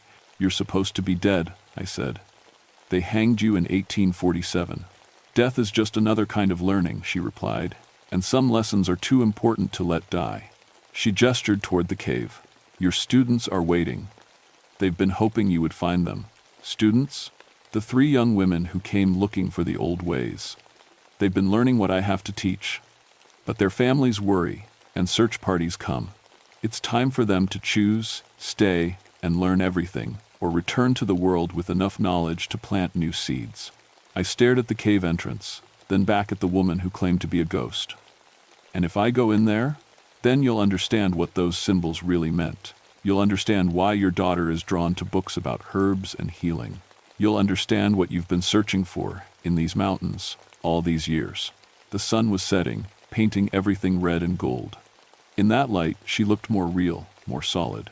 And I realized I could smell her lavender and smoke, and something green and growing. "You're afraid," she said gently. "Good. Fear keeps you honest. But don't let it keep you from learning." She walked toward the cave, moving with that same silent grace. At the entrance, she turned back. "Come when you're ready, Catherine. They're waiting. They have so much to teach." Then she was gone. Not disappeared dramatically, just not there anymore, like a scent fading or a sound dying away. I stood alone as darkness fell, staring at the cave entrance and trying to decide if I was losing my mind or finding something I'd been looking for without knowing it. Curiosity won. It always does with me. I turned on my flashlight and walked into the cave. The cave was much larger inside than it looked from outside, with passages leading off in different directions like the roots of a huge tree. My flashlight showed smooth walls covered with symbols like the ones at the campsite, but older, carved deep into the stone as if they'd been there for decades. I followed the main passage toward a faint light that grew stronger as I went deeper. The air smelled of herbs and candle smoke, and I could hear voices ahead, young women talking quietly, the way students do when they're excited about learning something new. The passage opened into a room about the size of a classroom. The walls were lined with shelves carved right from the rock, holding jars of plants, handwritten books, and other things I couldn't identify. 3 women sat in a circle near the center, surrounded by candles. They looked up as I entered, and I recognized them from the family photos: Jessica, Amanda, and Sarah. They looked healthy and alert, but there was something different about them. A calmness that hadn't been in their pictures. "Ranger Morrison," Jessica said, standing up. "We've been waiting for you. Sarah said you'd find us eventually. Your families are worried sick," I said automatically, though being in that room felt like stepping into a different world where normal concerns seemed far away. "We've had search teams looking for you for 2 days." "We know," Amanda said. "We heard the helicopters. But we needed time to learn what was being offered." "What's being offered?" The student named Sarah gestured at the shelves around us. "Knowledge that's been saved for over a century. Healing techniques that modern medicine forgot. Understanding of how plants and the human body connect." I moved closer to look at the books. They were handwritten, bound in leather that looked old but well kept. I opened one and found detailed drawings of plants with notes about their healing properties. "She's been teaching us," Jessica continued, "things they don't teach in medical school. How to read a person's health by looking at their skin, their eyes, how they move. How to make medicines that actually cure instead of just treating symptoms." "Who's teaching you?" "Sarah McBride." All 3 said at the same time. As if her name summoned her, the woman from the clearing appeared near the entrance. In the candlelight, she looked almost normal except for her old-fashioned clothes and the way she moved without disturbing the air around her. "Catherine," she said warmly, "I'm glad you came. I'm here to take these women back to their families." Of course, that's what any good person would do. Sarah moved among the candles like they were important instruments. "But first, let me show you what they've learned." Jessica picked up a small jar from the shelves. "This is made from willow bark and other plants that grow wild here. It can bring down a fever faster than any drugstore medicine, with no bad side effects." "People have known about willow bark for a long time," I said. "But do they know how to mix it with other plants to treat breathing problems? Or how to prepare it so it doesn't upset your stomach? Or when to harvest it for the strongest medicine?" Jessica opened the jar and let me smell it. The scent was sharp and clean, somehow more intense than I would have expected. Show her the other thing, Amanda said quietly. Jessica held out her hands, palms up, and I saw they were glowing with a soft blue light. Not like a metaphor actually giving off light, like those fish that glow in the deep ocean. It doesn't hurt to touch, she said. Against every logical thought in my head, I reached out and touched her palm. Immediately, warmth spread up my arm, bringing a feeling of deep calm and well-being. A headache I'd been carrying for 3 days just vanished. How? I whispered. The human body makes electrical fields, Sarah McBride explained. Most people can't use that energy on purpose, but it can be learned. Used for healing. She stood beside me, and I felt the same warmth radiating from her. This is what they feared in 1847. Not witchcraft, but knowledge. Not evil, but power they couldn't control. I pulled my hand away, but the good feeling remained. This is impossible. So is your radio working perfectly in here when it won't work at all outside? Amanda pointed out. She was right. I could hear clear chatter from the command post through my radio. So is the fact that you've been dreaming about plant medicine for 2 nights, Sarah added. So is your daughter's sudden interest in the same things that brought these women here. My blood went cold. What does Ashley have to do with this? She's been researching the same things they were. Reading the same books, visiting the same websites, asking the same questions. She's drawn to this knowledge just like you are. Sarah's eyes showed compassion mixed with something like urgency. The gift often runs in families, Catherine. Your daughter could be a powerful healer, but without proper guidance, that power can be dangerous. I thought about Ashley's recent changes. Her new interest in crystals and herbs, her secret phone calls, her requests to visit me, her growing distance from her father, and her insistence that she wanted to live with me full-time. What are you offering? I asked. Training. For all of you, these 3 have learned the basics, but there's so much more. Ways to diagnose illness that work better than medical tests. Treatments that can cure things modern medicine considers impossible. She gestured at the shelves of books and supplies. This knowledge has been preserved for over a century, added to by every woman trained here. It's not superstition. It's science that works on principles your modern world forgot. What's the cost? Time, commitment, the courage to let go of old ideas about what's possible. Sarah's face grew serious. And accepting that once you truly understand what's offered, you can never see the world the same way again. I looked at the 3 students, all watching me with the intensity of people who'd made a life-changing discovery. What about your families, your educations, your normal lives? We're going back, Jessica said, but we're taking this knowledge with us. We'll finish school, but we'll also practice what we learned here. Quietly, carefully, helping people when we can. And someday, we'll train others, Sarah added. The way we've been trained, the way you could train your daughter, if you choose to learn. Sarah McBride moved to stand in front of me, and the temperature in the room seemed to rise. The air itself felt thick with possibility. I'm offering you a choice, Catherine Morrison. Learn what these women learned, take that knowledge back to your world, and help preserve it for the next generation. Or, forget this ever happened, and go back to the life you've been living. And if I choose to learn, then your training begins now. Tonight. Because time is running short. Running short how? Your ex-husband is driving up from Lexington with a court order and a psychiatrist. He plans to have you declared mentally incompetent based on reports of your strange behavior during this search. Sarah's expression was grim. If he succeeds, you'll lose custody of your daughter permanently. My stomach dropped. How do you know that?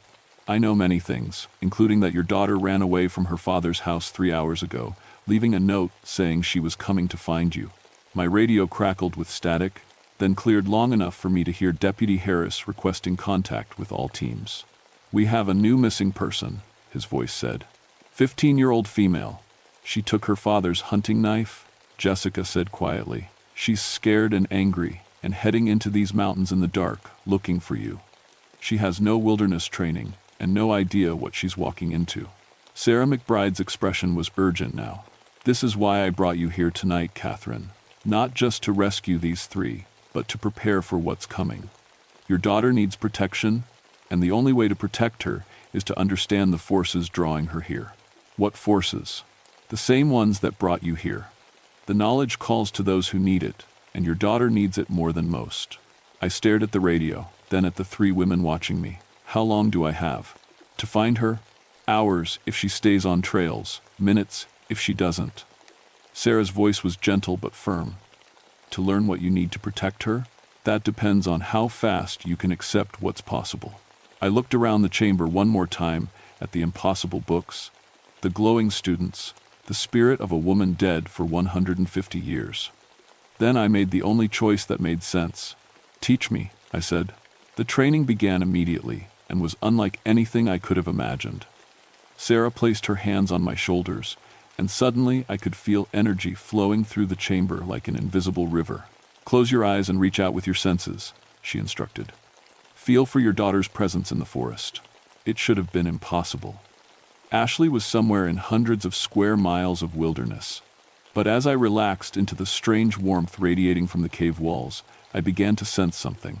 A bright spot of fear and determination, moving through the darkness about 2 miles northeast of us. Stumbling over roots and rocks, crying but refusing to give up, calling my name into the wind. She's on the old logging road from Highway 77, I said, opening my eyes in amazement. But she's going the wrong way. She'll hit the cliff face in half a mile. Can you reach her in the dark? Jessica asked. Not fast enough. It'll take me an hour to hike there, and she could fall into any number of ravines before then. Then we'll have to guide her here, Sarah said, using methods your ranger manual doesn't cover. She moved to a wall section I hadn't examined closely. Carved into the stone was a detailed map of the area, showing not just official trails but dozens of paths I'd never seen on any Forest Service chart. It marked caves, water sources, shelters, and other features with symbols that somehow made immediate sense to me. This is how mountain families navigated these ridges for generations, Sarah explained. Before GPS, before official trail markers. Your daughter is here. She pointed to a spot on the map. She needs to be here. Another point, much closer to our cave. How do we guide her? She doesn't have a radio. The same way mountain people have guided lost travelers for centuries. Sarah retrieved what looked like a large conch shell from the shelves. Sound carries in these mountains, if you know how to use it. The shell was warm and felt heavier than it should. Call to her. Not with words, but with intention. Think about safety, about coming home, about the path she needs to take. The sound will carry those thoughts.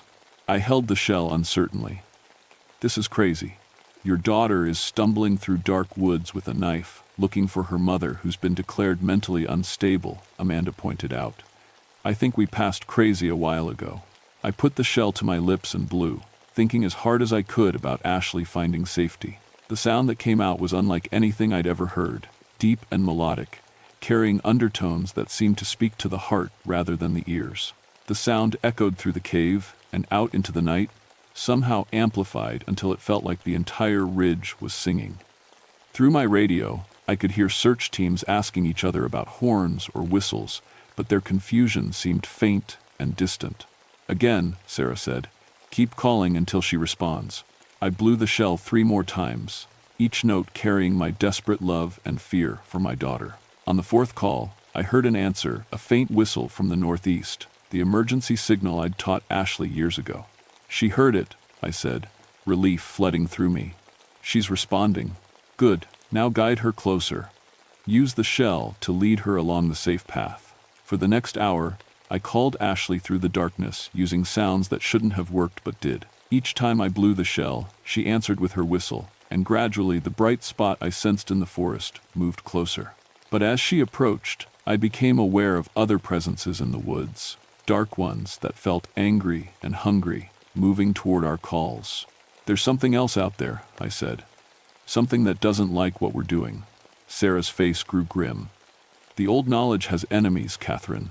Forces that profit from keeping people sick, weak, and dependent. They don't often take physical form, but when they do, through the radio chatter, I heard reports of equipment failures, search teams getting lost on familiar trails, and team members becoming violently ill for no reason. They're trying to stop the search, I realized. They want Ashley lost in the woods. They want all of you neutralized, Sarah corrected. You, your daughter, and the knowledge you're learning. If you're declared incompetent and Ashley disappears, who's going to believe any of this happened? The 3 students were packing their things, moving with urgent efficiency. We need to get back to civilization, Jessica said. If we're found here, it confirms every theory about cult activity. But Ashley, we'll be fine if you can get her to the cave, Sarah interrupted. The protections here are strong, but once she arrives, you'll have minutes to make your final choice. What choice? Whether to take the knowledge and run, or stay and fight for the right to practice it openly. Ashley's whistle was much closer now, probably less than a quarter-mile away. But I could also hear other sounds, branches breaking, rocks falling, and something that might have been growling. If we run, we'll always be running, I said. They'll never let us use what we've learned. If you stay and fight, you might lose everything, Sarah warned. Including your daughter. I thought about 13 years of helping lost people in the wilderness. About the custody battle, the court psychiatrist, the endless compromises I'd made to fit other people's ideas of who I should be. Then it's time to stop running. Ashley's voice echoed through the cave entrance, calling my name. I ran toward the sound and found my daughter silhouetted against the opening, with tears streaming down her face. "Mom," she cried, running into my arms. "I was so scared you were lost." "I was," I said, holding her tight, "but I'm not anymore." As I hugged my daughter, I could feel the knowledge Sarah had given me, settling into my mind like puzzle pieces clicking into place. I understood now why Ashley had been drawn to books about herbs and healing. I understood why I'd become a ranger, and why these mountains had always felt like home. "Mom, there are things moving in the woods," Ashley whispered. "Things that don't sound like animals." "I know, sweetheart, but we're safe now." Behind us, Sarah McBride appeared, more solid and real than ever. "Catherine Morrison," she said formally, "do you accept the responsibility of preserving and protecting the old knowledge?" I looked at my daughter, then at the 3 young women who'd risked everything to learn forgotten healing arts, then at the spirit of a woman who died protecting the same knowledge 150 years ago. "I do," I said. The moment I spoke those words, the cave filled with light, not from candles or flashlights, but from Sarah herself and from the symbols carved into the walls. Power flowed through the chamber like electricity, and I felt something fundamental shift in my understanding of what was possible. "Then let's go save your colleagues," Sarah said with a fierce smile. "Time to show those dark forces what happens when they threaten a mother's child." The confrontation was brief but decisive. As we emerged from the cave, we found the forest in chaos. Search teams were scattered and confused, their equipment failing and radios filled with static. Several rangers were down with sudden illnesses, and the helicopter pilot reported engine problems that made no sense mechanically. But now I could see what was causing the problems. Dark shapes moving through the trees, formless but malevolent, feeding off fear and confusion. They recoiled when Sarah's light touched them, making sounds that fortunately only we could hear. "Stay close to me," I told Ashley, and together we moved through the forest like we belonged there. I guided lost search teams back to trails, using knowledge I'd gained in a single night, treating their mysterious illnesses with herbs. I gathered along the way, and somehow my radio worked perfectly while everyone else's remained full of static. By dawn, the crisis was over. The 3 missing students were found near their original campsite with a story about getting lost in cave systems and sleeping there for safety. Ashley and I were discovered together, having spent the night searching along creek beds, according to my official report. The dark forces retreated with the sunrise, but I knew they'd be back. The knowledge had enemies, and those enemies would never stop trying to suppress it. But they'd also never completely succeed. 2 weeks later, the custody hearing went better than expected. Ashley testified that she wanted to live with me, and somehow the judge seemed more receptive to her arguments than anyone had anticipated. My ex-husband's psychiatrist found me completely competent and recommended that current custody arrangements remain in place. I returned to regular ranger duties with a new understanding of my role. Officially, I helped lost hikers and enforced forest regulations. Unofficially, I served as a bridge between the official world and older ways that still survived in these mountains. The 3 students went back to their universities and continued their education, but they also began practicing what they'd learned. Jessica started a holistic health clinic after medical school. Amanda opened an art therapy practice that used traditional healing techniques. The younger Sarah became a philosophy professor, specializing in indigenous wisdom traditions. Ashley thrived in the mountains. She learned botany and wilderness survival, but she also learned to identify medicinal plants, and to read subtle signs that indicated when someone needed healing. By high school graduation, she could calm a panicked hiker with a touch and find lost campers using senses most people didn't know they had. The cave where we'd met Sarah McBride was never officially mapped, though I visited regularly. Sometimes Sarah was there to answer questions. Sometimes it was empty, except for carved symbols and shelves of preserved knowledge. But it was never truly empty. The knowledge lived there, waiting for the next generation who would need it. 5 years later, I was promoted to Chief Ranger for the Red River Gorge area. The position gave me authority to quietly support traditional healing practices among mountain communities. Officially, I ran wilderness education programs and coordinated rescues. Unofficially, I trained a network of rangers, local healers, and volunteers who understood that some problems required solutions not covered in any government manual. Ashley went to college but spent every summer working as a wilderness guide. She specialized in helping visitors drawn to the area for spiritual reasons, the ones who sensed these mountains held secrets worth discovering. Sometimes, when the moon was dark and tourist season was over, she would lead small groups of carefully selected women to a cave that didn't appear on any official map. There, they would learn techniques that modern medicine had forgotten, guided by the spirit of a woman who'd refused to let valuable knowledge die with her. The network grew slowly and quietly. Jessica's clinic became a training center. Amanda's practice connected with similar programs throughout Appalachia. Sarah's courses attracted students from around the world researching traditional wisdom.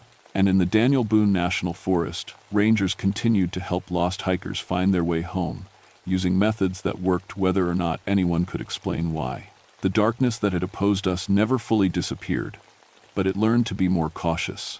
Every few years, there would be another incident: equipment failures during important rescues, sudden illnesses among rangers who asked too many questions, political pressure to limit access to certain forest areas. But the knowledge persisted, protected by people who understood its value and were willing to pay the price for preserving it. Sometimes, on quiet nights when I'm patrolling the ridge alone, I still hear Sarah McBride's voice carried on the wind. Usually, she's singing the same melody I heard that first night. It's a song about teaching and learning, about knowledge that refuses to die, and about women brave enough to preserve wisdom for future generations. Ashley knows the song now too. She'll teach it to her own daughter someday, along with other lessons that can't be found in any textbook. The Witch's Ridge isn't a place of fear anymore. It's a place of learning, where old ways are preserved and new students are always welcome. And somewhere in the darkness between the trees, Sarah McBride continues to teach, waiting patiently for the next person who needs to discover that some knowledge is worth any price to preserve.